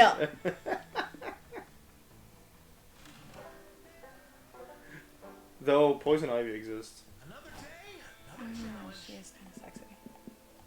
Kind of. A lot of people.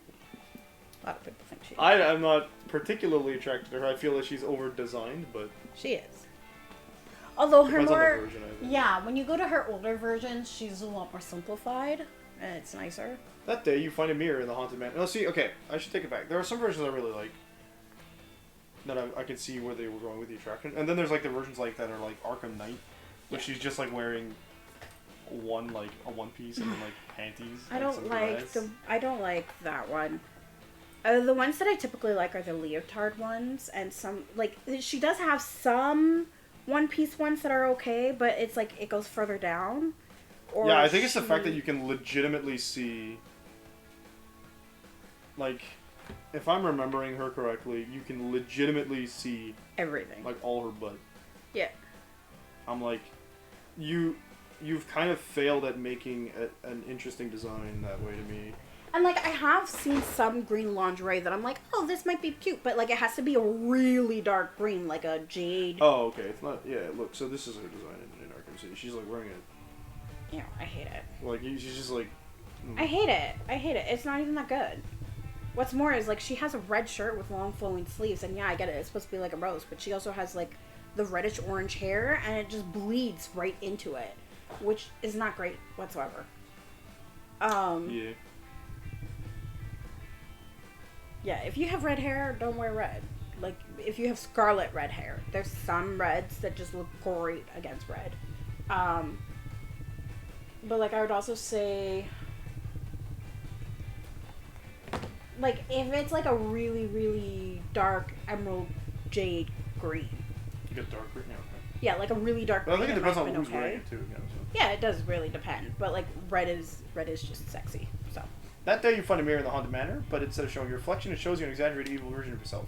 Evil you says, you'll never surmount your insecurities. Look at how perfect I am, and look at how flawed you are. Nobody will ever love you. Counterpoint, many of your perceived flaws are totally fabricated by greedy companies looking to make a profit by promising to fix things you literally can't control. Tell them. I'll be back. Tell them. As soon as you say that, evil you shrieks bloody murder and disappears. Nice, too boldness. A wall collapses. There's Dahlia with her fist out. Calculator stands sheepishly next to her.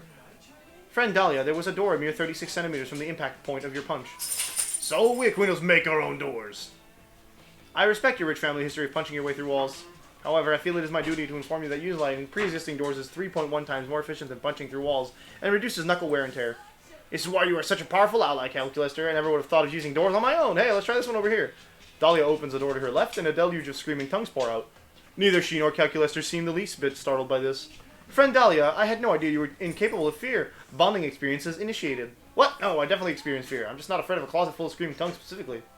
Healthy sense of fear is an important survival trait and a necessary quality in a good leader. My fears include not being the best, exploding, and institutional racism. Tell him again. Ah, I see. I thought I had found someone else like me, but instead it seems I am both a poor facsimile of a living creature and a poor leader. Oh well. Chin up, my metal friend. It's gonna be okay. I have no chin, and no, it is not. Yes, it is, because and I are going to teach you how to feel fear so you can become the great leader you were born to be. I was also not born, so you can become the great leader you were made to be. Pretty sure Dahlia's not going to be able to accomplish this monumental task on her own. You're going to need some step in. Luckily, you know just how to scare Calculator. Tell him the spooky story of Y2K, or take him to the digital haunted house known as the Dark Web.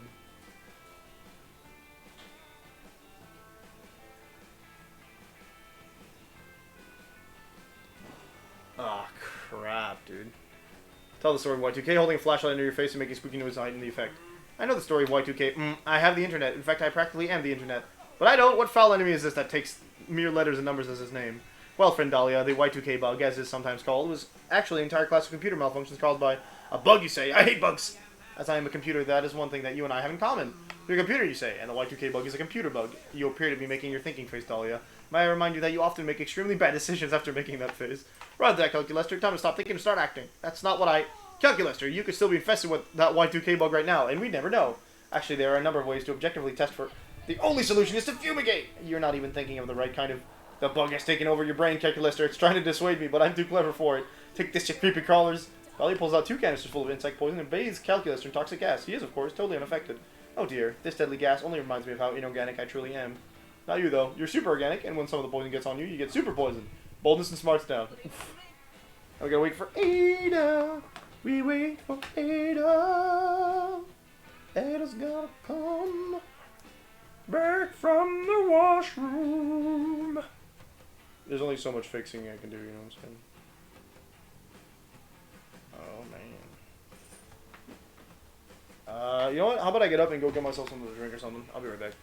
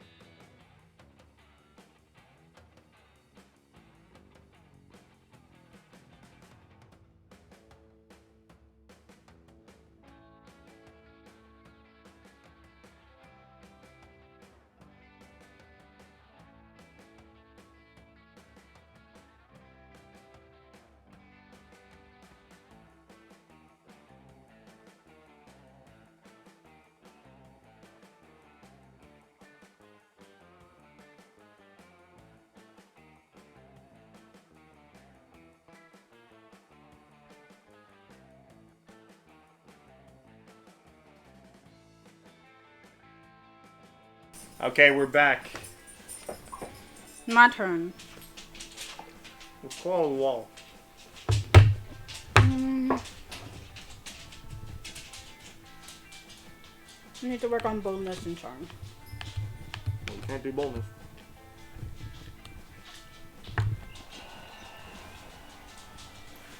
Another day at Camp Dome. Another day trying to survive a deadly battle royale game. You managed to murder 10 people in 20 minutes. What a feat. The audience roars. This will certainly give you a lot of boldness. But wait, the Camp Dome shouldn't make you gain boldness, but charm. Even if that doesn't make sense, you want charm.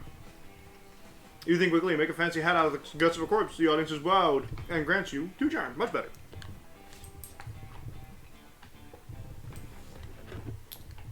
You're resorting a collection of Pokemon cards, thinking wistfully of the Terry the Taxman you once traded for an Arctic Colonia's Ernest Shackleton when you're interrupted. There you are. I've been looking everywhere for you. These words warm your heart more than ever any fire ever could. Even more the wildfire for which Damien is presumably searching desperately once more.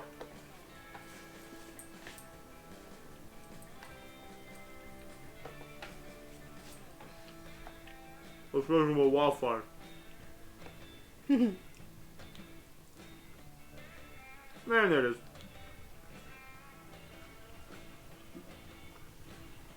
I'm looking for the wildfire. Mm-hmm.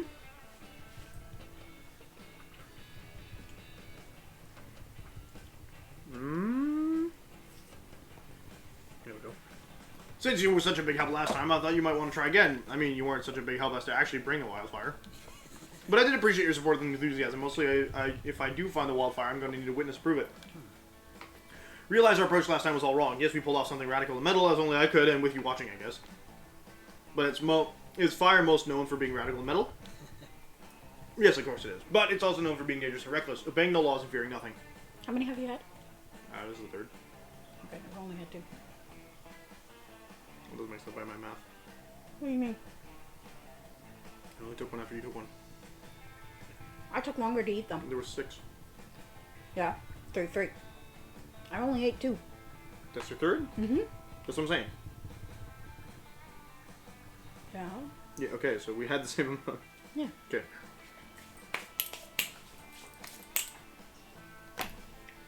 Wildfire will not appear simply to those who are radical metal, or it totally would have already come to me. I need to do something truly unmistakably dangerous and reckless to lure that sneaky wildfire out. Any thoughts?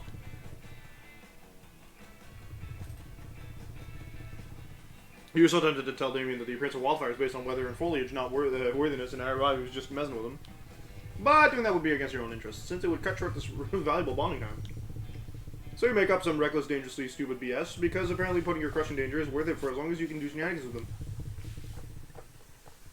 I used to really do some introspection about this later vis-a-vis your priorities and ethics, but for now, you pitched Jamie the best idea you got.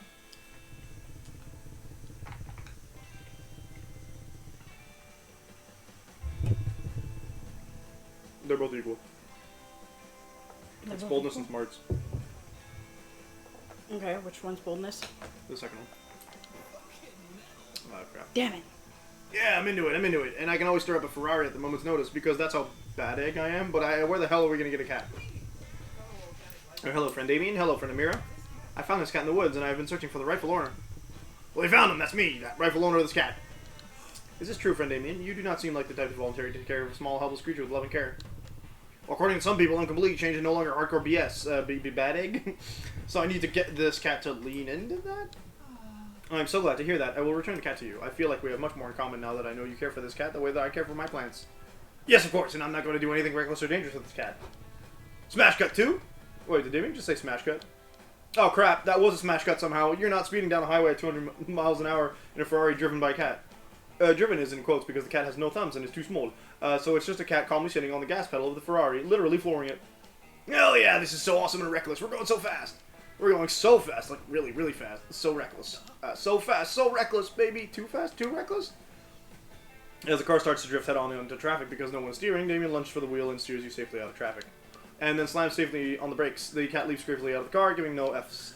Can't believe I just wimped out on that. I was out reckless by a cat. A cat! The bland but pretentious Liam the Lion Court of Animals. Why did you set me up to fail like this, Amira? My self-esteem has never been worse. I'm lower than a cat. The wildfire will never appear to me now. Look, they were the same level. I wasn't going to get it either way. I don't think so, no. Huh, Ferrari driven a cat feels like a very Damien thing, but maybe you underestimated his growth as a person. In this case, that No! cost you 2 smarts and 1 fun. Yeah. Okay, everybody choose a color. Orange. Blue. Which color would be the most concerning color for your tongue to suddenly be? Okay, well, if it's blue, that means that it's suddenly no longer getting blood flow. I feel like it'd be gray, but orange is weird. Like, what did you do to get it orange? You licked radioactive fungus.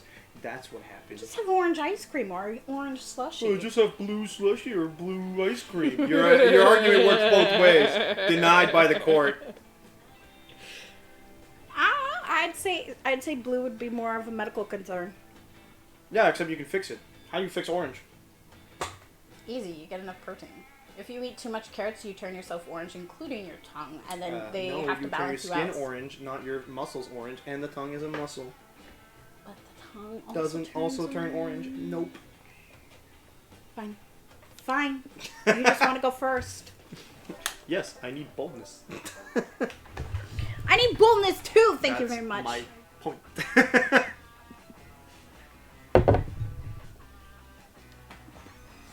You go into the haunted manor with the group, only to immediately split up once you get inside. As is customary, you quickly get lost and have no cell signal, but in a stroke of genius, you follow the signs of the haunted manor's loft and found a wait for your friends to pick you up. You find all sorts of cool lost knickknacks while you wait. Some bloody gloves, a haunted iPod, and only plays Thriller by Michael Jackson. Okay. Name drop. Totally normal Furby, that still manages to be the creepiest thing in there. At the bottom of the box, you find +2 boldness. Well, yoink, who in the right mind would throw that away? Later, you're sitting around fantasizing about what it would be like if Dahlia asked you on a date. Would you head to a gym? I love Visit how- Battlefield? Go dancing DDR? We're both going after the demons. It was an accident in my case. Hey, listen, I have an emergency. I need to take you to dinner tonight. Will you be my date? Holy crap, you're also wondering what it would be like to suddenly inherit $1 million from a mysterious, wealthy relative you've never met right now. Yeah, okay, that's not how it works apparently, but still, it's a date. You meet Dahlia at a high-class restaurant. She really went all out for this. Thank you for... I read her earlier by accident. You read her? Yeah. Oh, thank you for coming. Allow me to open the door and pull out your chair for you. What's the angle here? Now, shall we have some romantic mood lighting? I brought my own candle. Well, don't forget you also have that potion that makes it easier. Brought out my own candle just in case the restaurant didn't have one. Dahlia pulls out an already lit candle out of her pocket and sits it on the table. Fancy. Okay, now that that's out of the way, I love what you're wearing tonight. It makes you look very handsome and or beautiful. Okay, you're about to say ditto when you realize Dahlia is frantically flipping through some kind of guidebook. Okay, I'm supposed to kiss your hand now, I think. Alright, give it here. No, Dahlia, slow down. You're skipping ahead a few steps. First, you have to order your appetizers, then ask your date about themselves and listen politely. Why don't you start at the top? This time, don't be too eager to go in for the compliments and physical affection. Your attitude should be inviting, but with an air of mystery. Got it, Coach. Mysteriously inviting. I'll start back at pulling the chair out. Atta girl, if you need me, I'll be taking notes behind that big fern over there. Don't be afraid to holler for help. Okay, redacted. Let's try this again. You look very handsome and or beautiful tonight. Goodness. Please tell me everything about your childhood. Oh, didn't you know? I'm trying to earn my romantic first date badge. Coach is here scoring me to see if I'm eligible to receive it. I've been practicing all week. I was so eager to get started, I must have forgotten to tell you. It's okay that he's here, right? This badge is really important to me. Well, it's not the exact scenario you'd imagine before your first big date with Dahlia, but you'll take it. Besides, you want to see her succeed. Maybe you can even help her further. What show-stopping date maneuver could you pull to ensure Dahlia gets her badge? Pay for all the bills. I don't have money as a stat in this game. No? This date will never be enough. Everyone knows it takes 10,000 hours to achieve mastery, so implant artificial... No, I'm going to win this. You and Dahlia go on to have a lovely date. After 2 hours of eating and chatting, the bill comes. Time to pay. Don't worry, redacted. I brought my designer war spoils just to cover the meal. Not if you have anything to say about it. Dinner's on you tonight. Huh? That's sweet of you, but I got this. I make plenty of money pildering lesser kingdoms. You don't doubt it. We stand in independent order. But you explain. You're not just paying for your bill. You're paying all the bills. You stand up and go around the restaurant paying everyone's tab. Nobody knows what's happening, but they're definitely in no hurry to stop you. Wow, that was a really nice gesture. It sure was. So why stop there? You leave the restaurant amidst wild applause and hop from business to business, paying every bill. You cover people's car loan installments, their dental bills, some guy's down payment on a rare Shetland pony that's been bred to have 6 feet. You make it all the way to the federal government, where you bribe every politician in sight to pass bills you support. Bills equals paid. Oh, hell yes! You can pay this guy to make muscle tax deductible? Ooh, and let's pass a bill officially changing our national anthem to Side by Ariana Grande. I love politics. The state singing side to side in school would be so funny. Wow, kids could be more impressed. Jester really took this date into overtime. If you know what I mean. Welcome to the Space Jam. Oh, thanks, Coach. I was wondering why that potted fern was following us everywhere. Apparently she forgot. Yeah. Yeah, I need to go return to the restaurant before they call the police. But before I go, here's a romantic first date badge for each of you. Well done. Fuck yeah! Politics, pildering, and victory? This is the best date I've ever gone on. Ditto. You also pass a bill stating your badge is worth the exact amount of legal tender that you used to pay all those bills. Because there's no other way you could afford it. You and Dahlia go on to earn the cutest after date snuggling badge, and later the +2 fun and +1 smarts badge. Alrighty. I guess I'll work on my charm, seeing as you took my boldness. Today at Camp Dome, the game is 7 minutes in Heaven Extreme. You volunteer yourself as tribute for your camp. You put on some lip balm, ready for some hot kissing. But it seems you got the rule wrong. In 7 minutes in Heaven Extreme, they straight up murder you and you need to stay in literal heaven for 7 minutes. They stab you repeatedly. You're sure you're going to hell. But no, heaven is beautiful. It's all you've ever wanted. You want to stay, but they bring you back to life. You are cheered by your teammates, but you will never be the same after being taken from heaven. You do look more heavenly, though, and that translates into 2 charm. Yes. You're wandering through the woods, hoping to meet some, word I really don't want to say, pine cones, when you see Damien. Hey, come here! Check out my trap. He's crouched down on the ground and seems to be petting the dirt. Actually, kind of psyched you're here. I knew that you do that cute thing where you're super dumb sometimes, so I'll explain. You know about wildfires, right? And by wildfires, obviously, I mean fires that run wild in the forest. The ones I've been trying to catch all summer. Well, I'm about to catch one. Using this awesome hole in the ground that I covered with leaves and crap. So the next time a wildfire runs over here, it'll fall in a hole. Boom! And then I'll train that wildfire to be my pet. We'll have an unbreakable bond for life. Hello. Oh. God, I can't wait. That wildfire is going to look like such a noob when it falls in. Now, come on. Hide in this tiny bush with me until the wildfire runs by. You take one look at the bush. It's super small. Hiding in there with Damien is going to require some real close quarters. You thirstily follow right after him. And surprising no one, you both step on Damien's trap and fall into the hole. Oh, yeah! My trap's so good they even tricked me, its own creator. It's pretty metal. Hole. They even pass the wall to the hole with pride. It's adorable. No, I gotta wait. If this hole was going to trap a wildfire and we just fell into it, wait, holy crap, are we trapped in this hole? I made this trap myself, so obviously there's 0% chance anyone can escape it. There's literally no point even trying to get out. Where's the freaking wildfire? I guess it'd be this.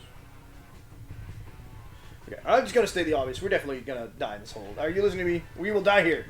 At this point, we just gotta accept the truth and try to adjust our new lives in the hole. Eventually making this corner of the hole our bathroom. Wow, Damien's definitely committed to your new whole lifestyle.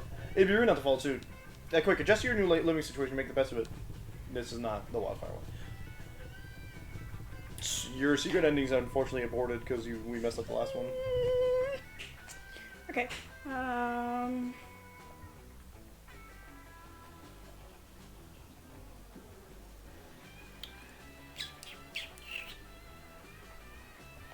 It's not that. Okay. I don't know. Damn it! Wow, you're... Whoa, not bad.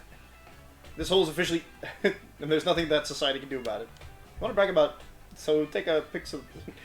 You take some pics... Okay, suddenly your phone starts blowing up. It's been approximately 30 seconds since you posted, but hashtag that word is already trending. Everybody's talking about this hole. New York Times published an op-ed article called "A Village with a Population of 2. Is this the last place truly free from mindless tourism?"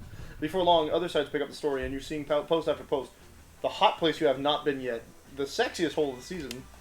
The hole with a suggestive name. It'll put the lust in your wanderlust. All this internet article BS works. In minutes, the hole is surrounded by 20 trendy youths. The youths start throwing themselves into that. Who the hell are all these people? And why don't I understand any of their pop culture references? Get out of here, noobs! The youths won't listen to your Damien. They just started taking selfies and commenting on how in it is. Oh, gee, if you thought food was inexpensive in the southwest region of Cambodia, just wait till you see how cheap it is to get some groundworms and a bowl of dirt in this place. Literally, this place is the only place I can go to just clear my head, you know? It's just totally authentic culture. Did you know that this Placians actually worship holes? At first, it's all just mildly annoying, but the youths start coming, and they don't stop coming. There's only so much room in this hole. Suddenly, the hole is filled to the brim with trendy youth flesh, you and Damien. Not only that, this place is so crowded that it's no longer cool. You are so crammed into the hole that you can't move your arms or legs, and all you can hear is the complaining of the trapped youths all around you. This place is over. Literally everyone comes here now. It's so dumb. It's not like... It's just like not the exclusive authentic place it used to be 5 hours ago. Damien fights his way through the youths to find you. He grabs your hand and looks deep in your eyes.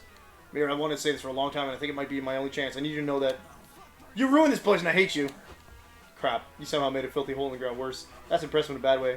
Just like losing 3 fun. God damn it! The last day of summer is... I'm not gonna get it. I don't think so, no, unfortunately. I gotta go with Dahlia. You at least got a date. I'm not sure. We don't know yet.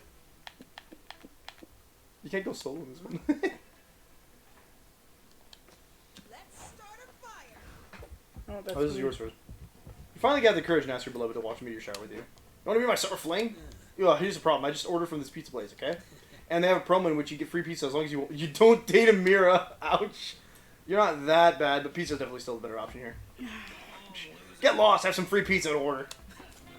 You're judging this so badly, you flee into the Camp Spooky Woods to live as a hermit and never return. After years of living in the wild, slightly insane from loneliness, you capture a deer and seduce it to be your bride. Your dear wife lives with you, and you two make it work for some time, but she grows tired of you eventually. Something about you crying every night about how you got rejected at summer camp. She ends up filing for divorce. That silly pun is the only thing that makes you smile during the rest of your life. F dog. Gonna have to try again. You finally got the courage to ask your beloved. Yeah, summer fling. Yeah, that's you. A summer fling between you and me? You know, redacted, when I first met you, I thought you were just a scrawny little runt. Please don't say you're right. But after getting to know you better, I realized that you've been exercising the most important muscle of all, the heart. You may not be capable... capable of lifting weights with it, but you've lifted my spirits during this summer camp. So, yes, let's go to that meteor. You just had to get one skill over 10. Yeah. No, I was aiming for 15. Okay. Like, maxed out. We can exercise our hearts together. The last day at camp was incredible. Dahlia talked you into rock climbing without a harness up the cliff she found in the woods. It was terrifying. With Dahlia's encouragement, you reached the top by sunset. It was one hell of a view. Dahlia seemed more interested in talking about the advantages of having the high ground during battle than admiring the romantic scenery. But hey, that's Dahlia for you. You wouldn't have her any other way. Unfortunately, we didn't get any secret endings. No, I did my best, but I screwed up. Because my Your stats got just weren't ruined. good enough, I guess. Well, I had Whoa. decent stats, and then I got hit with the toilet water, and then something else. Before we knew it, those weeks were gone. It felt like a hot minute. It felt like an entire lifetime. That night, as we saw summer coming to an end, we all wondered what would come next for us. It felt like the end of something big. Little did we know, life still had many wonders and misadventures and stuff for us, store for us. Now I'm older, and I can see it. How those years became the foundation of the mythology of our lives. Broken hearts turned tragedies sung for centuries. Wild nights became epics treasured forever. Every kiss and every laugh is now consolation we'll always find while gazing into the starry night, no matter how many years go by. Yeah, we're gonna skip. Because if we want to have time for another run, we're gonna have to do a short one. Yay. Oh, this is XXL, apparently? Wait, but it's only 11:47. Yeah, we're supposed to be done at 1. Oh, yeah. That first run took us like almost 2 hours. True.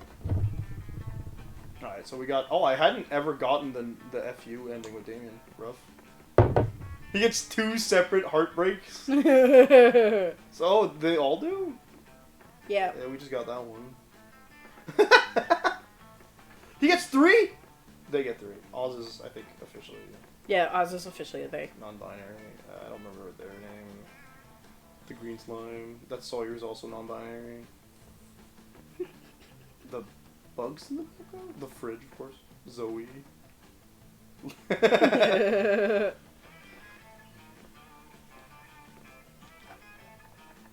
There's another one here. I also apparently never got the Dahlia one. Looks like you haven't gotten a lot of them.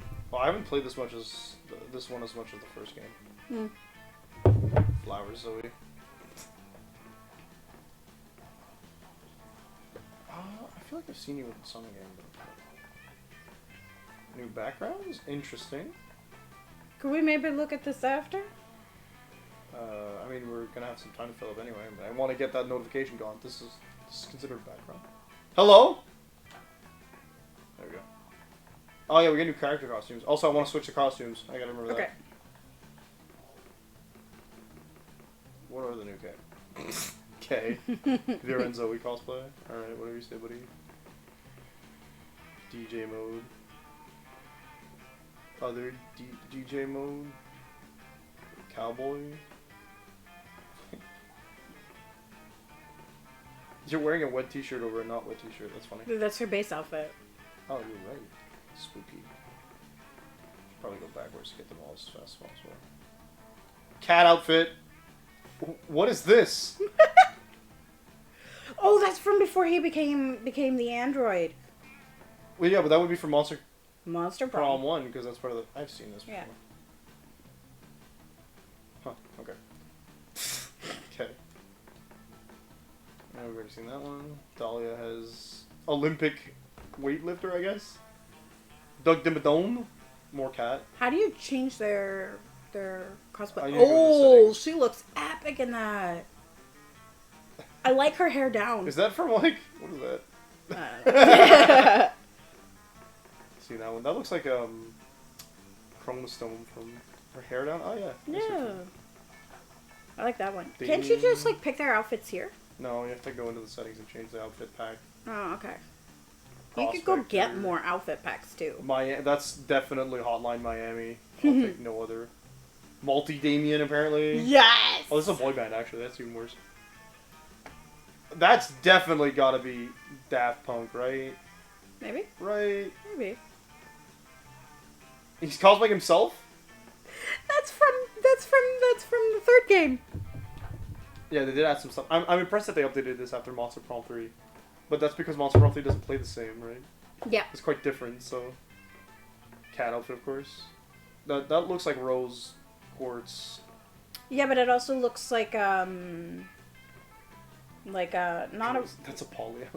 like the Pussycats, like 60s girls who Cars, drink. like she looks like she belongs in the 80s. This is a Lady Gaga outfit. Yep. But yeah, Joy looked like she was just in the So 80s. who are we cosplaying in this? Oh, that's Liam, of course. Yeah. Mothman. New character somewhere. Oh, I'd never seen. I got them in mine because on my console, I had been going through all of the Damien stuff and trying to get all of his endings, and I've managed to get quite a few. And then I was gonna go through and get all the other ones. CPU disease. That's O2. Oh, who's this? Gee, okay.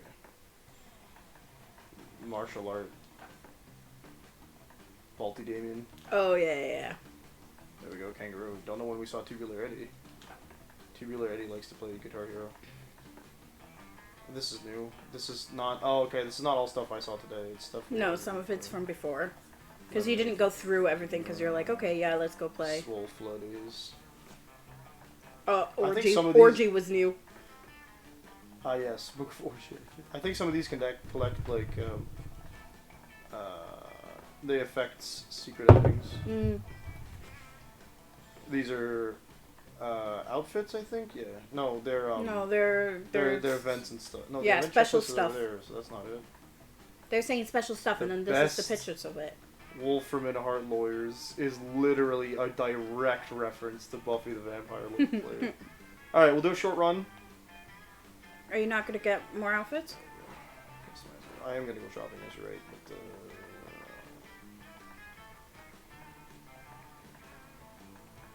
here we go, we can change our... This... Oh, you could give him a couple. Extra character packs available. Modius from Helltaker? Colorful Campers. I have all that, okay. Damien D costume. Sexy, regular sexy. Super sexy. You're not Is that shopping? Modius? I forgot to shop. We can't be out. Okay, too bad. Shop after. Skip the intro. I'm gonna go as... So that's Modius? No, I can't take Modius if you want to play him here. It's okay, I can play somebody else. Well, there's other characters on the crowd. This guy looks cool. Do. I know sweat, dude. Okay, if I want to go for... Crap, what did I say I was going to... My goal was to go after... It wasn't Dahlia. It wasn't Kak. It was a Ravi, right? Yeah.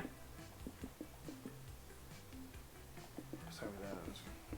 Boldness, charm, intelligence, fun. This one will get fun and ethical. Yeah, so I normally go for her. But maybe I'll try her. Yeah, Modius is from, I've told you this before, it's a video game. Pardon me. So sorry. It's from a video game called Helltaker. It's like this game where your goal is to collect, like, a harem. Mmm. Yeah, you're looking for whatever adds boldness and fun, right? Oh, I guess charm is also important. They said, was it charm that you did? Yeah. Yeah. Charm, boldness, and I fun. feel like Blade.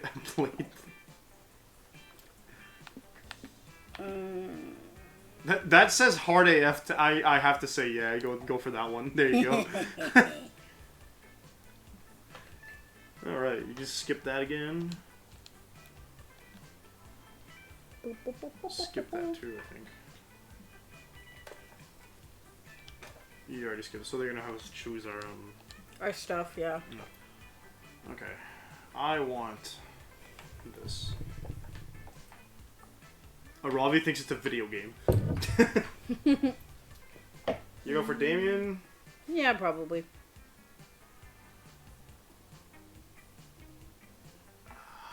I feel like the bottom right. This one? Yeah, mascarpone. Maybe. Because that feels like Dahlia. Dahlia wants to be the best at everything. Calculus is the top left. To be left alone would be Joy, probably. Mm. Who would want all the Joy, the monster scat patches? Who's left? Dahlia's also after that. Yeah. You too, huh, Abdu. Abdu? What stats are you hoping to level up this summer? I'd like to increase my Intuitive. intuitive listening stats and my emotional HP and my armor defense against rabid beavers. Also my height, if that's even possible. It'd be nice to be able to reach the top of the most shoe closets. Get him?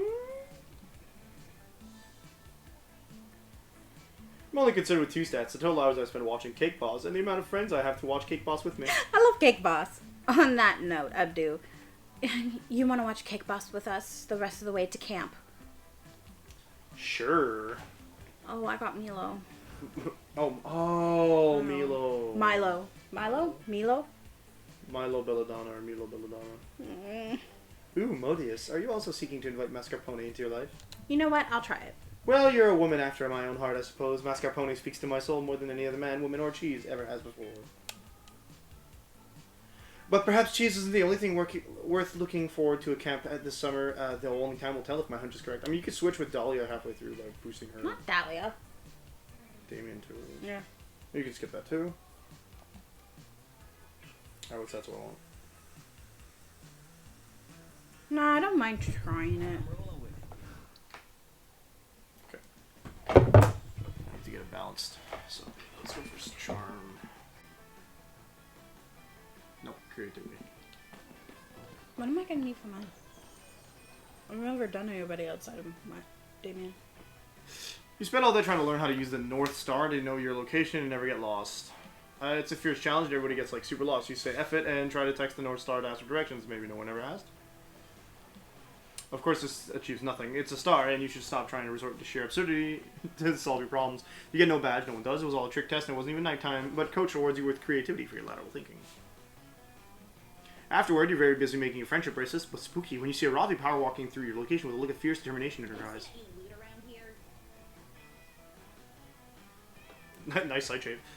Okay, I slew the dragon of Danger Mountain, found the incredible rare ruby that somehow grows inside a tree, but only during the eclipse, and only if you're leveled up. I tripped a jackalope and got a moose, got the mouse glasses back, so I could trade him the seed for the bead and put it on the altar under the well after I drained it using the turtle. So charm and creativity. Charm and creativity. Okay. And I cleaned. Not the stables. I cleaned the Adjun stables and picked up the Wizard Farts dry cleaning. What's next? Huh, sounds like Aravi's having quite the day. You ask her why she's doing all these random tasks. Don't get me started. She's doing side quests, helping everyone fight their enemies to find rare items. But she can't take the 5 minutes to find me a pizza for my side quest? I already told you ordering a pizza isn't a quest with a high enough XP reward. We'll do that after I do one last real side quest for the day. Want to come along and help out, Abdu? 2 heads are better than 1. Hey, I thought I was your second head. I'm even keeping track of everything like you asked. Oh, great. Let's see what I have left to. Hex is the head. Robert the robber should date Thomas the raccoon landlord. Hex. These are just shipping charts between all my side quest prospects. What's your point? My point is a list of who should fight and who should fuck, and a flowchart of love triangles does nothing for me in terms of figuring out my next move. Well, all those side quests do nothing for me in terms of finding me a pizza, so I guess we're even. Look, if I have the power through all these side quests, I may as well add some drama through my shipping flowchart so it plays like some sort of telenovela in my mind. Luckily for Ravi, evaluating Bonker's courses of action based on what stats they'll give you is practically the only thing you do.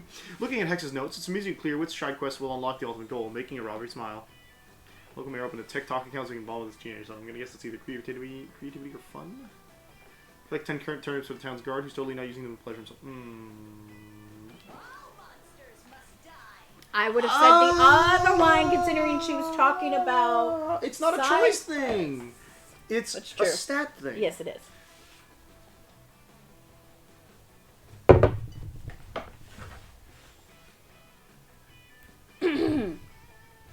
Me. What do you mean me? Good call. I've defeated dragons, slain monsters, no offense, found ancient relics, and navigated mazes. How hard could helping one old dude with technology be? A video game equivalent of Smash Cut 2. Thank goodness you're here, says the mayor, standing on a pile of on-fire computers. I keep trying to follow the usual troubleshooting steps. 1, turn it off. 2, I can never remember what 2 is, so I keep having to just set them all on fire. Classic. I love this guy. What a lunatic. I just want to make some memes, and GIFs for my teenage son to enjoy on the trick tracks. Oh boy. Okay. One thing at a time. It's pronounced memes and gifs with a hard G. Nah, I'm with the mayor. I say GIF. Hex, you're a fiend. All right, Mr. Mayor. Let's get you acquainted with some common memes so you get a sense of this generation's humor. Robbie grabs her phone and pulls up a funny autotune video of a guy in his underwear making rainbow slime with help from his cat. Who's he, the mayor asks. I don't know. He's just some guy. But how do you know him? I don't. Then why are you showing it to me? Because it's funny. Why? What's the funny part? I don't know. I can't describe it. It's funny. Well, how did you find it?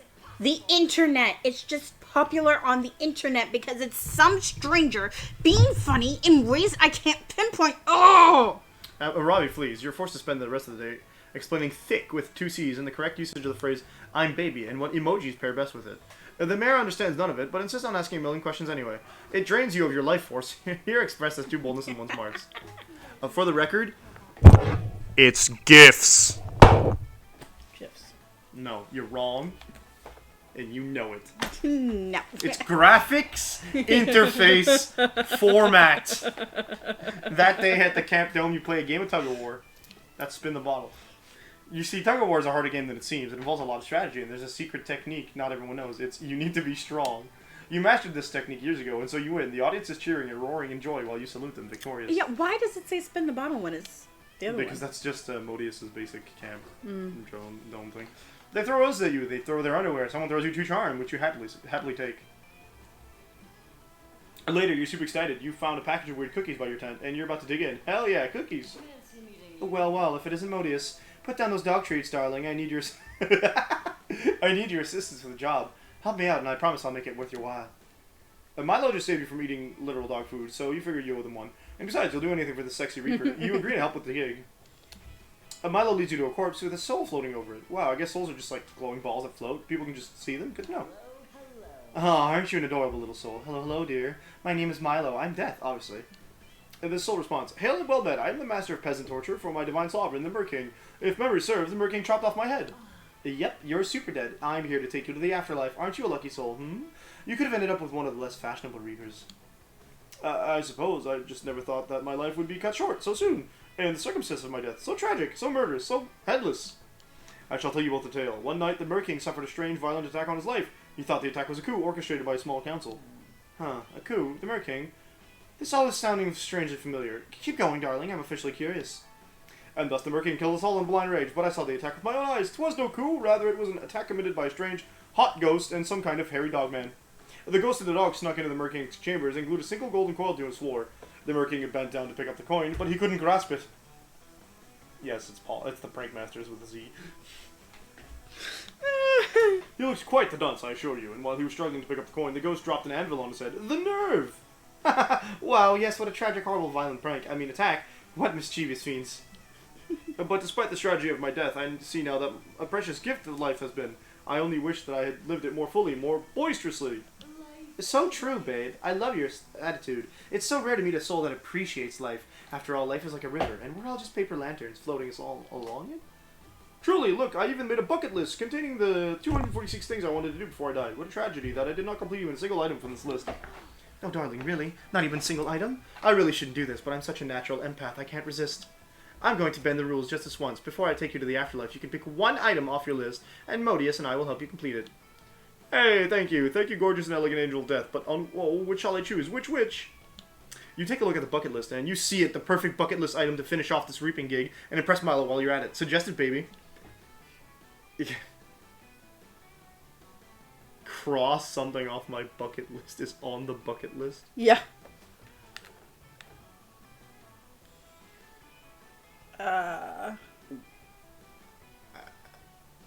Maybe the first one's boldness? See, the boldness or smarts, which is a pretty big gamble. No morning charm and creativity. Hey, that was boldness. Good. Ha! You want to become immortal, huh? That's refreshingly bold. And technically, it's against the rules for me to give you eternal life, but I could just say that I lost your soul on the way to the afterlife. That happens sometimes, you know. You can't be serious. Certainly such an error will not go unnoticed. You could get in trouble. You kind Reaper, this is much too great of a favor. Oh, darling, you're sweet, but I assure you that I'll be entirely fine. I'm the best Reaper in the business. The head office can't get enough of me. It's just like I always say, rules are worthless if you don't break them occasionally. And you do seem to be very in love with life. That's a soft spot of mine. That being said, I do have some itsy-bitsy conditions to your new immortality. Of course, anything. Name your price. I will allow your soul to wander the earth until you've completed your bucket list, but each time you complete an item off this list, you must swear to come find me in Modius to celebrate. You tell us the story and we'll toast your life well lived. Yes, I promise I will not rest until each item on this bucket list is checked off. Until I have lived life to the fullest. Thank you, lovely Reaper. Thank you. Yes, dear, yes. Our little pact. It's an ode to life, okay? Milo and the Soul shake hands, officially forming their pact. You whip out a bottle of Cabernet Sauvignon you had in your backpack, and three of you drink a toast. To life itself, the Soul shouts joyfully. The Soul takes off and leaves you and Milo standing there like two proud parents watching their kid go off to college. Ah, that was beautiful. Come on, Modius. My gig is officially cancelled, so I've got time. Let's go watch the sunset and finish the bottle of wine together, okay? You have an amazing evening with Milo, drinking and laughing and celebrating. Milo drunkenly admits that you two have potentially compatible aesthetics. Hot. Over the next century, Milo and the Soul would meet many times to toast each item completed off the bucket list. Become good friends, united by death, but also by life. One evening, far in the future, the Soul would find Milo to celebrate the completion of the last task. Bucket list item 246. Eat a huge meal at Guy Fieri's barbecue joint. Say hundreds of years later. Jeez. Milo, my old friend, Soul said, you've given me a gift that I can never repay. Let's drink until dawn, and then I'll be ready to depart. After a morning of toasting together, Milo would gently escort the Soul to a quiet, restful afterlife. The kind of peaceful rest only given to those who have truly lived. To be fair, you die way before any of that happens, but Guy Fieri doesn't somehow. Still, the friendship between the three of you gets you 3 charm. Yay! Now to work on my creativity.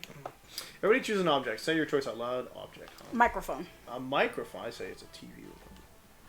Which object would be least likely to roast over a campfire and eat even in the I'm going to go with random on that one, I think. Yeah. You go first. Yay! The die is cast. I think my charm might be okay, so I'm going to go to my creativity. That's between 10 and 14 for charm 4, so yeah. You spend the day learning new skills with the Monster Scouts in order to earn badges. You earn a badge for healing a wound only using the bark of a tree. You earn a badge for writing poems in iambic pentameter. You earn a badge for building a blackberry using only real blackberries. Nice! Completing all those unexpected and probably useless lessons earn you 2 creativity. Oh goodness. The counselors had the poor judgment to leave you alone with Damien, Milo, Ravi, Hex, and a whole bunch of macaroni. Milo's using the macaroni for its intended purpose, painting a selfie, while Hex is eating it raw. Damien is trying to kill it, and Aravi is looking up its stats online. Macaroni? That won't help you all in a bear attack! I forgot about him. The chameleon, yeah. What the fudge? That's right, campers, it is I, your delightful and overbearing tiger coach, here to teach you yet another lesson about bear avoidance! Remember, there's no B in bear, except when there is. That's the kind of thing I, coach, say all the time. Alright, coach, let's get this over with. What's today's bear lesson? Ha! I fooled you. It's we, Counselor Flodge, this whole time. Well, really? Even when you said it is I, your delightful and overbearing tiger coach? Especially then. I'm never more myself than when I'm in disguise. Your camouflage skills are out of this world, Counselor Flodge. I have so much to learn from you about the subtle arts. When it comes to subtlety, Robbie, you have a lot to learn from a basket of hand grenades. Roasted? Yeah. Basket of hand grenades? Where? I'm going to gift exchange later. I'm going to bring something that represents my personality. You kids are getting a little far from the point. Probably because I camouflage it so effectively. And what exactly is the point then? The point is that everything Coach has told you about bears is a load of horsehooey. You shouldn't be afraid of bears. You should be leery from them. As I'm sure you know, bears are the only animals more skilled than chameleons in the art of camouflage. One of you could be a bear right now, and the rest of you wouldn't even know. In fact, one of you is! That's right, I secretly replaced one of you with a bear while no one was looking to teach you a valuable lesson about the art of disguise. Yes, monster problem, good. I don't have time for this ridiculous charade. I'm supposed to be serving looks at the soup kitchen right now. Poor people deserve spiritual nourishment too. Dude? It's Milo. Yeah, I was just gonna say Milo's definitely a bear. Obviously, who else just showed up here at camp during the summer despite never having been around Spooky High? Well, you... No one, and I will haunt anyone who disagrees with me. Ah, jeez, it's getting kind of heated. You're pretty sure Milo's not a bear? They're way too hairless. Well, what can you say that'll prove it to the others? Verified on Instagram. If they are a bear, we're all monsters, right? Should we accept Milo for who they are regardless of species? I don't know which one's which. Maybe the second one's Charm? Yeah. You step between Milo and the others to deliver a heartfelt speech about the importance of loving all of Earth's creatures, no matter how wildly murderous. Wow, that speech really touched my heart. Not in the fatal, outside the chest way I'm used to touching hearts. You did, like, emotionally? Am I saying that right? Oh gods, I've killed so many monsters just for being monsters. This is making me question my entire moral foundation. I need more therapy. Dragged. You're gonna eat those feelings, Arabi. I could eat them for you, just saying. Modius, I am both moved and impressed by your speech. I do believe that it is important to judge someone not on whether or not they're a bear, but on the content of the character. In fact, you may be surprised to know that I'm not really Counselor Flodge, your lovable disguise instructor. I'm actually... A bear? Counselor Fludge was the secret bear this whole time? Nice work, Modius. Your inclusive rhetoric lured this bear out of hiding, and now we can stab him with these pointed sticks I made. Yeah! Damien and Arabi chase the poor bewildered bear into the woods with their sticks. Afterwards, you all head back to camp for Sloppy Joe's. You know, I'm not normally one for self-reflection, but was it wrong of us to take advantage of Modius' heartfelt speech to flush out and hunt a bear? No way, Milo. Bears will do anything to get the upper hand, and no tool is off limits in a war against them. What's with the bear hate for no reason? Right? I had a friend, a notorious bear hunter named Darius, Weapon, who got so tired of the constant psychological strain that he decided to quit the business. He actually got a job as a financial analyst. Can you imagine going from a life of adventure to a white-collar desk job?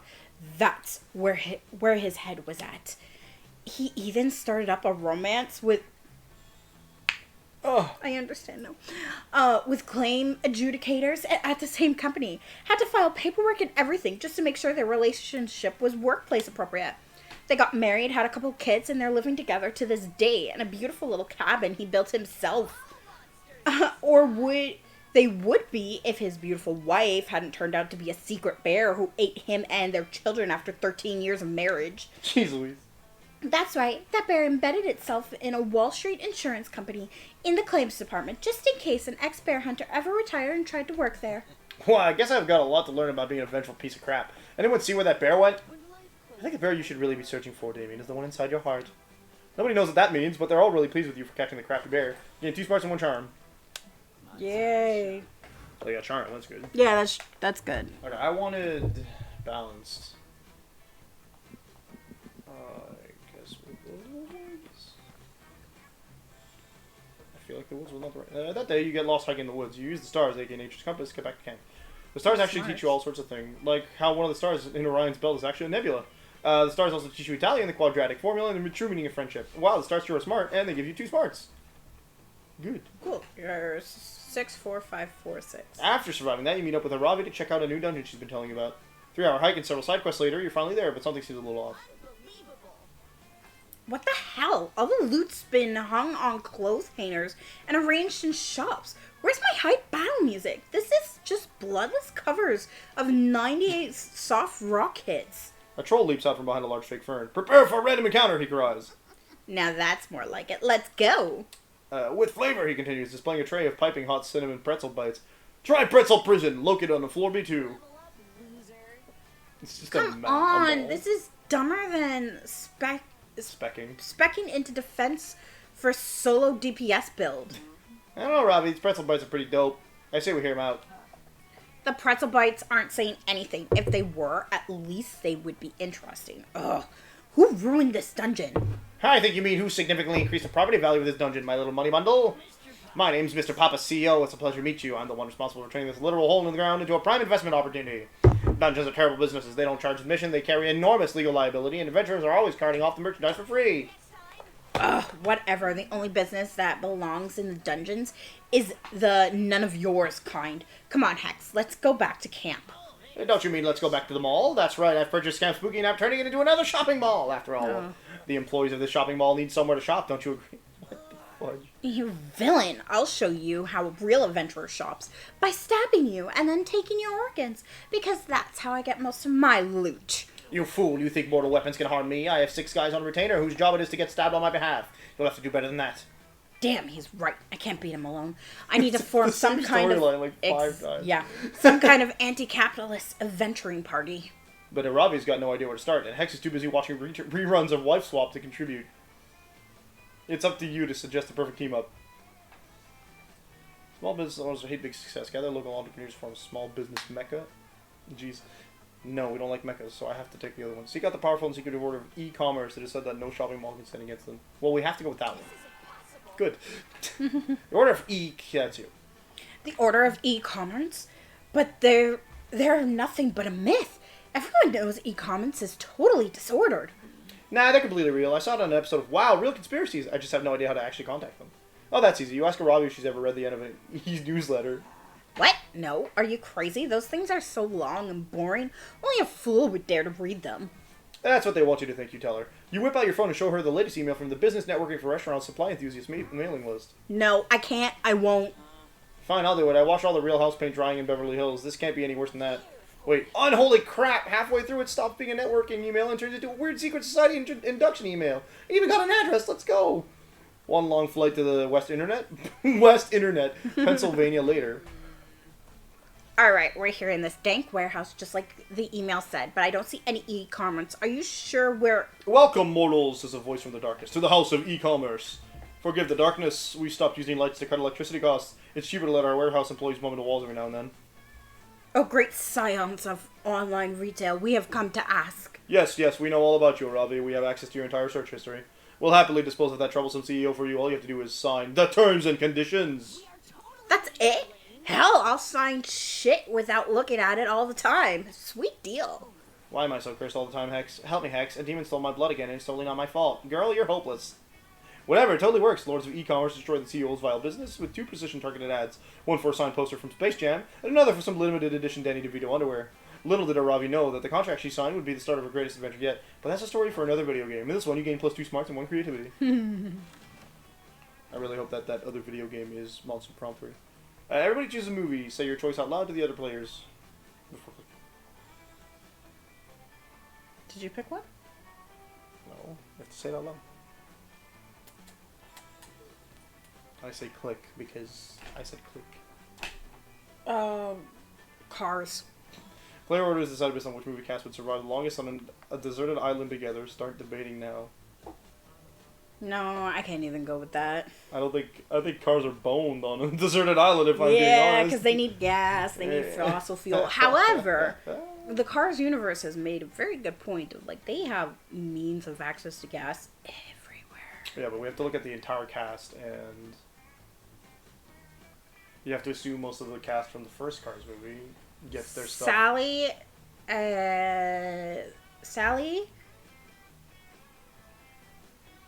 the officer, and Doc, and maybe Flo would be the ones that I would say would survive. The rest of them, all dead.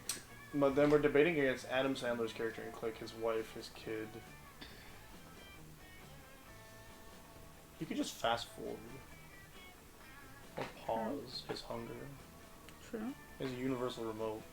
I never watched it. He could. It's literally, he has a universal remote. It works on everything. Okay. I don't know. It's a bit abstract because, like, he doesn't have any particular. They're both kind of equal in my opinion because, like, the Cars are just regular people that, all in all, have a bigger cast, so they're kind of together. But Yeah. in Adam Sandler's case, in Click, he's a. Hang on. There's something that they have confirmed, and it is canon because they did it in the shorts. Mater went from America to Australia by going underwater to drop somebody off, or not Australia, Japan, to drop somebody off. And they did it with the Tokyo, like, they did a drifting episode. So the Yeah, cars so they could did. just leave the island and drive underwater. You gotta go first. They're just silly freaking cars here. I just have to pray that Aravi and Milo aren't together. Oh, actually, good. Our See, child watching the shorts over and over here again. You could try to get Damien instead, and that might put you above Milo. I could do a date night? What? This is a date night thing, isn't it? I don't remember what that is. Sit on a log by yourself. Look at you avoiding romance in a dating sim. Now, the suspense. Will you remain forever alone or will someone else take pity on you? Mystery. I guess I could go sit with you, I guess.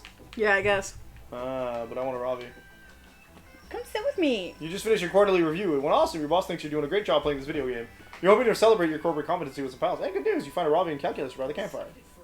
In conclusion, there are those are the 18,208 reasons I've collected to convince you that we should paint our food truck the statistically best color, burnt orange. This is so fun. Sounds glorious, Cal. Gods, this food truck is gonna be so sick. I'm gonna reach level 18 in my merchant skill tree so fast. Guys, I just had the trillest food truck idea. We should sell mini Victoria sponge cakes for dessert. They were the technical challenge recipe for the GBBO season 5 finale. So dope. Great British baking. The Great British Bake Off. So dope. Whoa, Hex watches the Great British Bake Off. That's your favorite show. You give them the secret GBBO handshake that all true cake heads know. Yes! Nice. It's sick that you like GBBO, Abdu. I honestly love reality TV in general. I'm watching the best thing right now. Have you guys seen 90 Day Adoption? 90 Day Adoption. I have not seen it. I am aware that the show exists, but have been unable to watch it due to my current parental control browser settings. Yeah, I haven't seen it either. Reality TV bores the shit out of me. They always edit out the really good violence. Holy crap, you guys aren't watching 90 Day Adoption? It's the ultimate reality show, and now I'm going to tell you all about everything about it. And you can't stop me. So basically the show is like The Bachelor, but for orphans, so each season there's a new set of parents, and they adopt 6 orphans and choose which one they want to keep. It's always the same orphans? No, they said... But the crazy part is the parents have never met each other face to face. They fell in love and got married while only communicating through walkie-talkies. And if the parents don't complete enough intimacy challenge, they have to let their exes raise the children for a day. Needless to say, the drama is absolutely the best part. I am pleased that you are enjoying the show, but I am afraid I may be unable to watch it. I can only process a limited amount of drama per hour. I thought I was safe watching my favorite reality show, Terrace House, but then I had to process all the emotional nuance and the meat incidents. I almost ran out of battery. Yeah, these shows are never worth the time to watch them. It's always like one 5-minute clip of a headbutt that they just replay over and over. Okay, you guys, I hear you, and I get this show isn't for everyone, but I haven't even told you about the elimination challenges yet. Just wait till you hear this. Oh dear, this is stressful. I may be overheating. Is my fan working louder than normal? Uh-oh, looks like your two bonable friends aren't totally obsessed with reality TV. That's a deal breaker for you. Quick, bring up a show you know they'll love. I'm gonna go with that one because that's a Robbie. It's got brutal violence. There's tons of drama, and the boss finally reveals their glowing red weak point. Sure. Have you guys seen the Turing test? Are you human enough? It's family-friendly, drama-free, and teaches you a lot about human social cues. Now, we're going with this. That sounds awesome! I love any content related to final boss fights, final boss strategies, or even final boss flavor text. Mood. OMG, Robbie, it's so good and you would love it. Honestly, it's so crazy that you haven't seen it yet because it's like made for you. Let's watch it. You whip out your phone briefly, thank God that you kept your Disney Plus subscription. Pull out an episode of Undercover Final Boss. Welcome back to another episode of Undercover Final Boss. Updated. Was Disney Plus out when this game Yeah, came when out? Monster Camp came out, yeah.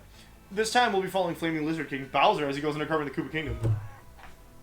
Holy shit, Bowser is on this show? Fuck, that's a huge get. I didn't realize we were talking A-list bosses here. No, it has to be, I assume this has to be like exclusive to the Nintendo version. Mm-hmm. I know, the cast on this show is literally bonkers, and look, the first thing they make Bowser do is intern as a Goomba. Oh dear, I'm not quite sure, but it seems that Grumpy Lizard is having trouble waddling as convincingly as those moving ground lumps. How stressful. Ooh, and there's a part where they have Bowser talk to some of his most underpaid troops about their financial struggles. So juicy, LOL. One employee shares with Bowser that he's working 4 jobs so he can take his daughter to Disneyland. Bowser finds this hilarious and openly laughs at his employee's poverty. Now you feel less bad about all those times you made Bowser fall into the pool of lava when playing Mario Bros. And now, after a long day of empathizing with his employees, undercover final boss Bowser is ready to tearfully admit his weak spot. It's his big, soft belly. Damn, that show was so fucking good. Did you see how long they zoomed in on that weak spot? Talk about fan service. Yes, girl, I'm so glad you liked it. Don't worry, there are 18 more seasons of this. What did you think, Calculaster? Processing error, overwhelming class inequality, reset needed more for emotional detection features. Calculaster's error protocols programs kick in, so he leaves to go find the nearest charging outlet. Hey, Abdu. Want to watch another episode? This show was your idea, and it turned out to be pretty fucking cool, so if you want to. You binge watched the entire first season of Undercover Final Boss on your phone, and Arabi's cuddled up to you the whole time. You discover that Arabi's shampoo smells like leather, and that Hex-Strong emits the scent of string cheese. You're equally turned on from both smells. Nice! Not so nice. No one sits with you. No one sits with you. During the night, a double-decker tour bus makes a stop by your log.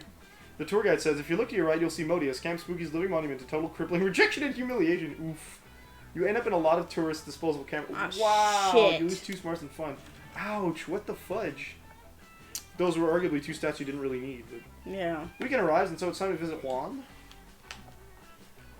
Okay, what are we getting? That's me. Mosquito? No idea if I got the recipe right. Want to try it? I'm terrified. Otherwise, you always have the mystery box. I feel like that's going to steal stuff from people. No, totally, I was testing. Okay, yeah, we know this. A blood. Why do you get the good ones? You said it's good. Take it. So you go first, I think? Mm-hmm. Mosquito. Good old mosquito. It's not a drink, just a magic mosquito that'll drain your high stat. Oh no! When it's finally in your stomach, it'll dissolve and distribute that stat between the rest of them. Okay. Might feel some tickles in here. I want that one, actually, for what I'm going for. I don't want that one. Oh no, it killed your charm completely.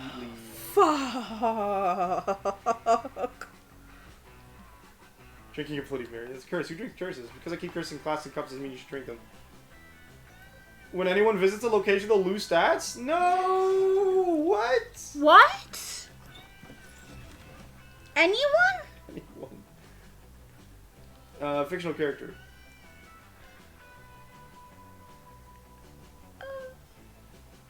Jojo. Which one? 3.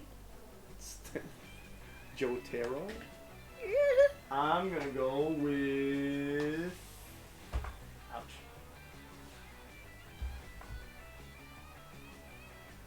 Rivet from Ratchet and Clank, I guess.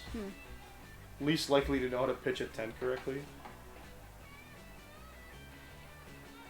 It's Jojo. It's Jotaro. You can't tell me no, because it's his grandfather who does most of the camping shit. Also, never once in any episode when we see them camping is there a tent. They're sleeping on the ground with no tents. Or they build themselves a small little shelter, but they do not pitch tents ever in the entire Stardust Cruisers. Crusaders. Yeah. Crusaders, yeah. I feel like Rivet's lived in a world where she has had no choice but to do something along the lines of camping and survival, so Yeah. They camp don't just regular charades. Oh, we already did this.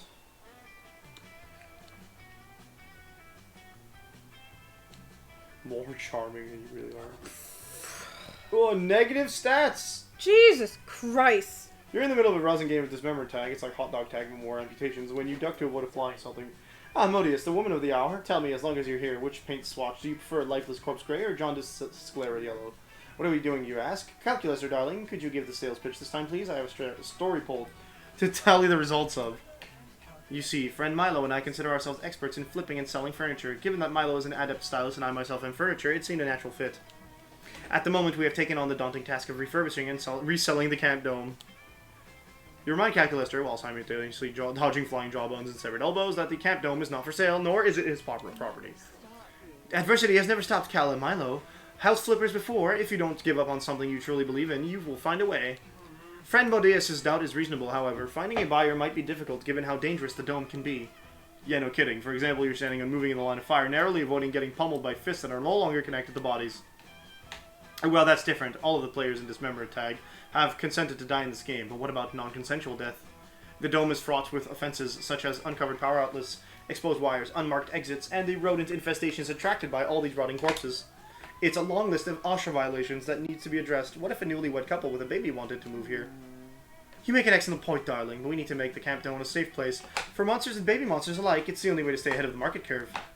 Well, baby-proofing the dome sounds like more fun than getting your nipples blown off in the Dismembered Tag anyway. How can you make this hellhole safe for babies? More fire exits. Exit that leads directly to a bunch of fire. Oh.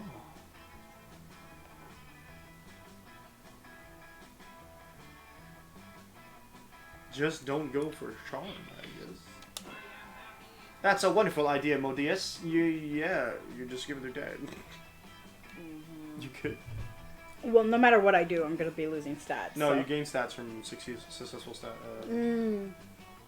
I hate to be called a hypocrite, and the more I think about it, the more sense Modius makes. What if the homeowner had a good date and they brought their sweetheart back for a romantic evening, but gasp, they forgot to light a romantic fire in the fireplace. An emergency fire would save them so much more embarrassment.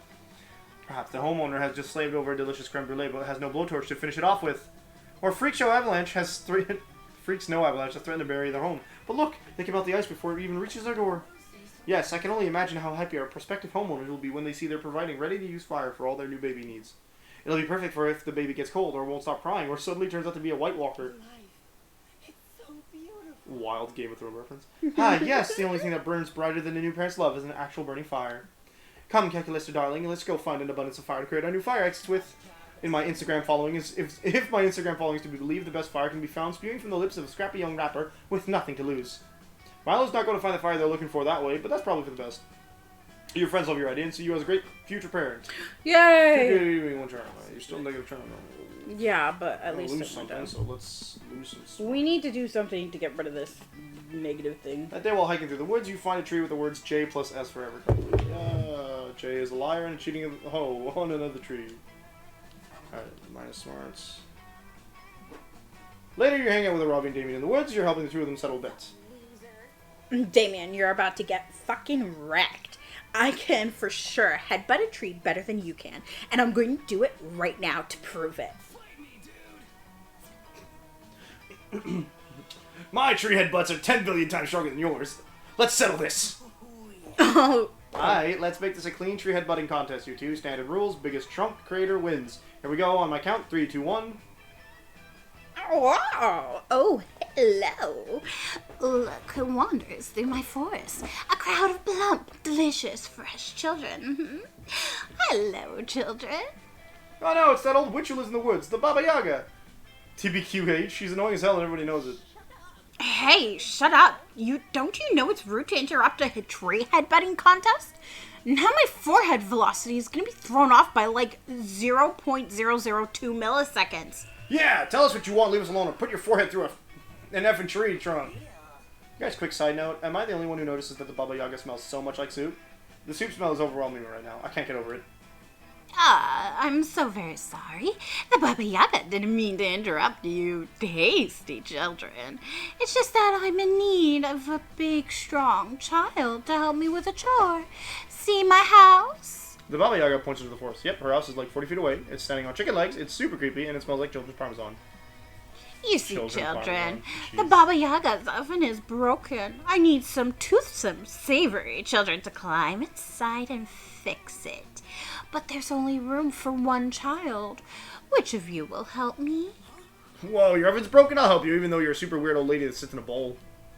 You're outraged. Damien's picking this moment to start behaving like a kind, helpful Boy Scout who's going to do a chore for an old lady. She's obviously going to eat him. What? No. I just love being inside of ovens, Abdu. They're warm and stuff. Back off, Damien. I'm helping the Baba Yaga. This is a side quest if I've ever seen one. Plus, you're too much of a weakling to fix an oven anyway. F that and F you. I'm fixing that oven. There's nothing you can do to stop me. Yes, fight, children, fight. I can't wait to feast on the lean, cursed fighter child, or perhaps the spicy red baby. Wow, your friends are dumb. If they get into the Baba Yaga's oven, it's painfully obvious she's going to cook and eat them. So figure out some way to not have that happen. Fellow campers and close friend Rocco the Were Raviolo into the woods. He'll be a much better candidate for fixing the oven. Tell the Baba Yaga to read your nutrition facts. Due to your unhealthy lifestyles, you contain an extremely high amount of sodium. I feel like that's going to be smart, so that's going to be my high stats. Good. Suddenly you remember that you have the perfect solution to this whole Baba Yaga is going to eat your friend's problem. Last week, you and Aravi and Damien got super drunk, and you all decided to get your respective nutritional value facts tattooed on your ankles. Most hilarious tattoos ever. You tell your friends to quickly show their ankle tattoos to the Baba Yaga. There's no way she'll eat you after she sees how high you all are in cholesterol. Oh, whoa, I forgot that we got these. Honestly, though, they're fucking rad. But wait, Abdu, how are our awesome nutritional value ankle tattoos relevant?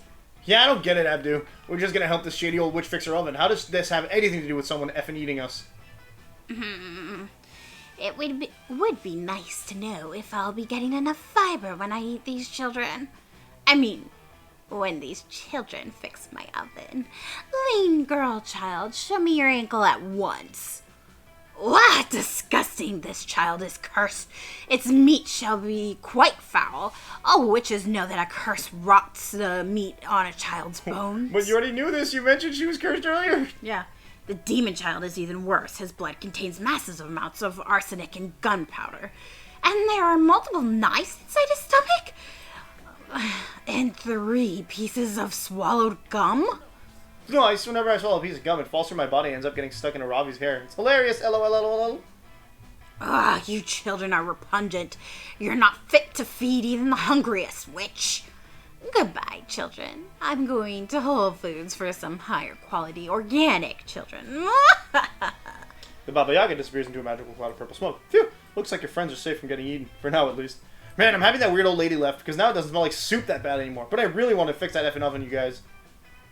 Me too. Ovens are technically considered low-level fire weapons, so I thought it could help me level up my weapon crafting skills. I'm kind of bummed, honestly. Wait, you guys, I think I just had an idea. It might be just a brain freeze from that smoothie I had earlier. Either way, Abdu, give me your phone. Hex grabs your phone and orders an oven online same-day delivery. Delivery man brings your new oven to the woods, and you all smash it to pieces. Spend the whole afternoon fixing it together. It's fun as hell, and Arabi was right. You level up your weapon crafting skills. You guys sit around your newly functional warm oven for a few hours. This oven is powerful and gives you 2 fun and 1 creativity. Hell yeah!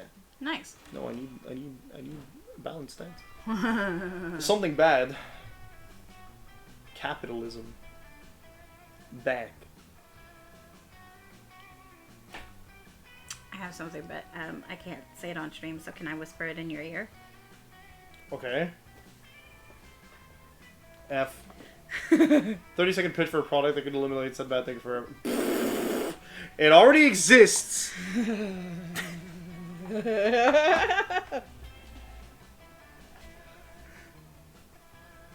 In both cases. We're past 30 seconds. Okay, hang on. Here's my pitch for 30 seconds. It is called Milo and his friends. There. Milo's non-binary. I said there. You said his. Oh, and their friends and them coming for a visit and proceeding to The problem is that bring said thing to another location. I feel like that fixes both problems though. Both problems? Yeah, like all the rich people get rid. We got our capitalism problem solved. True. Not really. Well, maybe. Not really. Best to worst products. Now the problem with your product, okay, is that it's not. It's more like a service. Yes, and my product therefore is it a depends on the service. workforce. However, with my product, both problems could be solved with simply mass manufacturing. This is dark as hell, by the way. I'm not advocating for this. Mass manufacturing them and giving them into the hands of whoever is able to control them. Therefore, training more people, having a less specialized force of people. and then after having that happen, my service comes in and proceeds to clean up the problem. But then you're just making my thing better. So what's the better product? Randomize, I think. Yeah. You go first. Yay. We're still losing stats, tragically. We are. Maybe tonight we can fix it. No, then tonight's the end of the thing. We're doing a short run. Oh, fuck. I'm not going to be able to get my charm up. I don't think so. And that's just going to bring it down. So go and down another stat you don't need, I guess. Modius? What? Okay. It's strip poker. Oh. While exploring the haunted manor, you find an enchanting skull who speaks in riddles. His voice makes your ears bleed. You decide to name him Sparky and put him on your keychain as a fun pet. He tells you all sorts of cool things, like beware the tides of Venus, and if you meet a guy named Letty at Costco, don't give him $20. Sparky also tells you exactly when and how you'll die. Apparently it's going to involve a lot of mozzarella sticks. What a way to die. I'm down.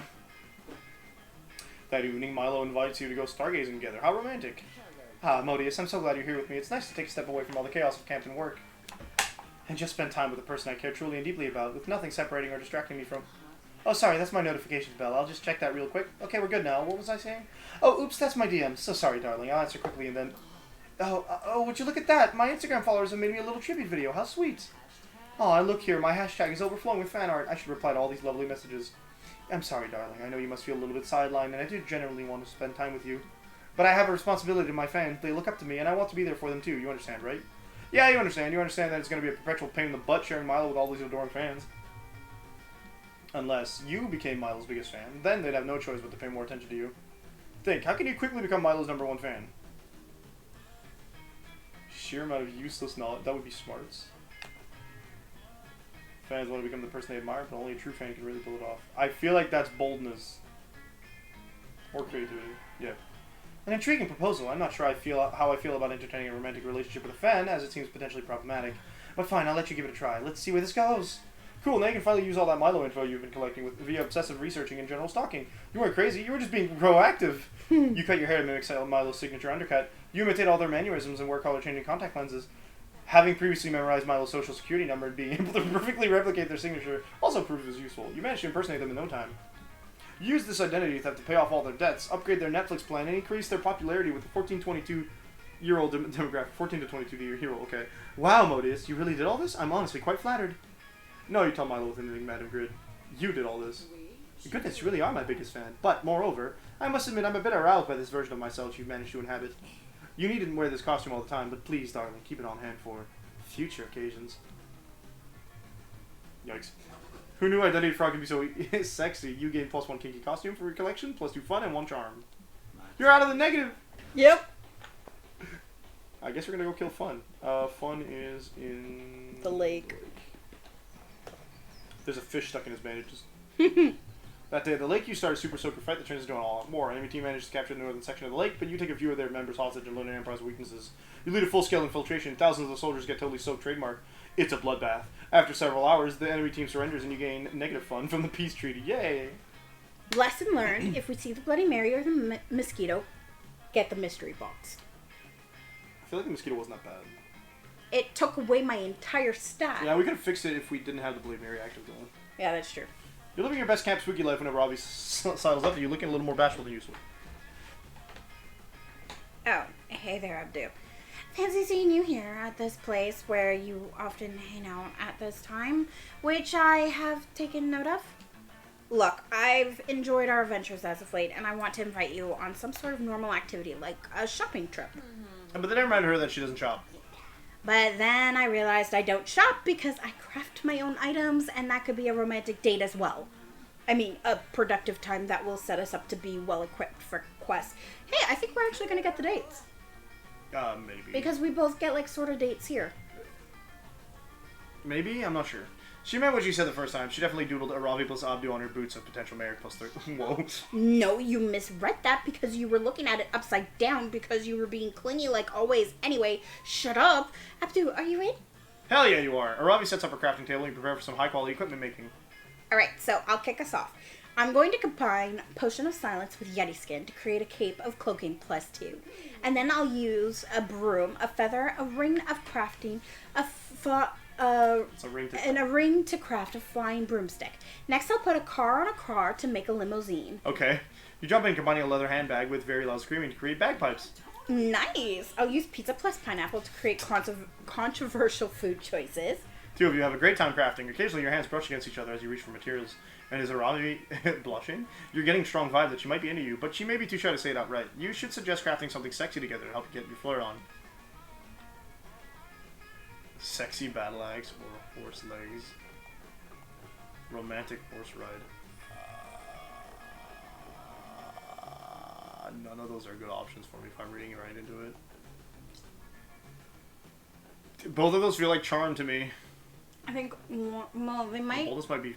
They might have charm as a secondary one, but I think one is supposed to be fun and one is supposed to be boldness. Which one's fun?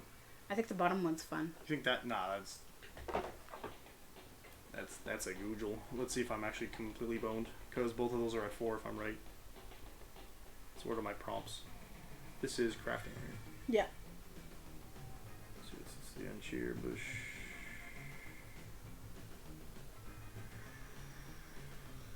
It's not pizza curse. Interrogation plans. Nope. It's not therapy. Crafting date. Bet you it's that. Fun or charm? The battle axe is fun. It's my better one too. Good. Wait, Wait, sexy battle axe? How can a battle axe get any sexier than it already is? Watch and learn. Hey, you're always up for an adventure, right? Isn't exploring the unknown a sort of adventure in and of itself? That's deep, Hex. Let's go for it. You take some lube and rub it all over the axe, handle, and blade. You show the axe to Ravi, who's blushing the hardest you've seen yet. Whoa. I had no idea an axe could get so shiny. It's just shiny. The dripping lube reminds me of the enemy's blood dripping off my weapons, yet somehow even more erotic? You okay, Ravi? I don't think I've ever seen you this... Horribly dedicated to vanquishing my foes. Of course I am, Hex. I always am. No, yeah, I mean, sure, but I was gonna say horny. Read the room, Hex. Can I touch your axe, Abdu? You go to hand it to her, but because it's covered in lube, it's super slippery, so it falls from your grasp.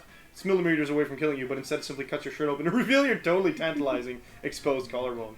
Oh my. Did you just faint? Aravi! Wow, your sexy, sexy collarbone and sexy, sexy, sexy battle axe really did that. Now you get the added fun of nursing Aravi back to health when she wakes up in the camp infirmary. Win-win situation, and that what you win is +2 charm, +1 fun. Nice. I very much don't think we're getting our dates here. Yeah, my charm is at like complete 0. Oh, you can pick yourself. Let's go with the flow. I don't think I can pick myself. Yes, you can. I don't think we were able to earlier. Aravi. You finally gather the courage and ask your beloved to watch meteor shower with you. The two of us, summer fling. Oh no, I can't. You see, I know when you're going to die, and if we date, then that day would be like a big thing for me, and it turns out I already have plans that day. So I'm very sorry, but I have to pass this time. Bwamp. Would have been fine if my charm was at 11 still. Bye. Little Modius? Future generations camper tell the story of you need to be careful not be too hot, because if you become too hot, the ghost of Modius will haunt you and ask you out on a date. F. And the sight of her will be so pathetic it'll be kind of spooky. Well, the game whirls too. Right? Wait, you want to be my summer fling? Whoa! Like, dating? Okay. I mean, we could totally get into competitive dating. Yeah, you versus me. Get ready for intense sessions of dating, Abdu. I'm going to totally kick your ass. If you're dating me, how are we competitively dating each other? You hope so. You're able to get them, I can't. I'm just luckier, I guess. Last day of camp was amazing. Before the meteor shower, you and Ravi spent the whole day exploring nearby caves searching for gold or treasure. You fought lots of super dangerous creatures, and had a dramatic moment when Killer Mind Flayer had you in his clutches, and Ravi swooped in to save you. Hex filmed the whole thing and put it on TikTok. Now the whole world knows you as a Ravi's damsel in distress, and you're okay with that. Gender roles, what are they? Don't matter. New special stuff. What? Oh, those pictures, I guess. Mm-hmm. Oh, we got a lot less points from that, but that's because it was a It was a shorter run. Yeah. There we go. And of course, I was unable to get any of my endings. What? It happens. It's the nature of these games. This game remains a roguelike. Right? It is very good. We didn't get any endings. Have you seen this ending? No, I had not. That looks disturbing. Apparently I got a couple endings myself right there. I do remember getting that one. I got a dog ending? When did I do that? Oh, right. I would just look up endings or stats and then do the endings when I could. Just Modius though? I did it by myself. You haven't Yeah, done but any you'd of the think others. you could see variations like I think you like need these to, ones you can get variations no matter how many times you do them, I think. I think you have to do them separately. There's the Milo one we got. Yeah. Oh, I think this is fan art too. Who's new in the character department? No, I'd seen Flock. I just got a new Yeah. costume for him. Yeah, because we got the bear. This one. No, the bear's a different character, I think. Actually. Oh, right. He's probably down here somewhere. Yeah, there's the bear. There's the bear with a new costume.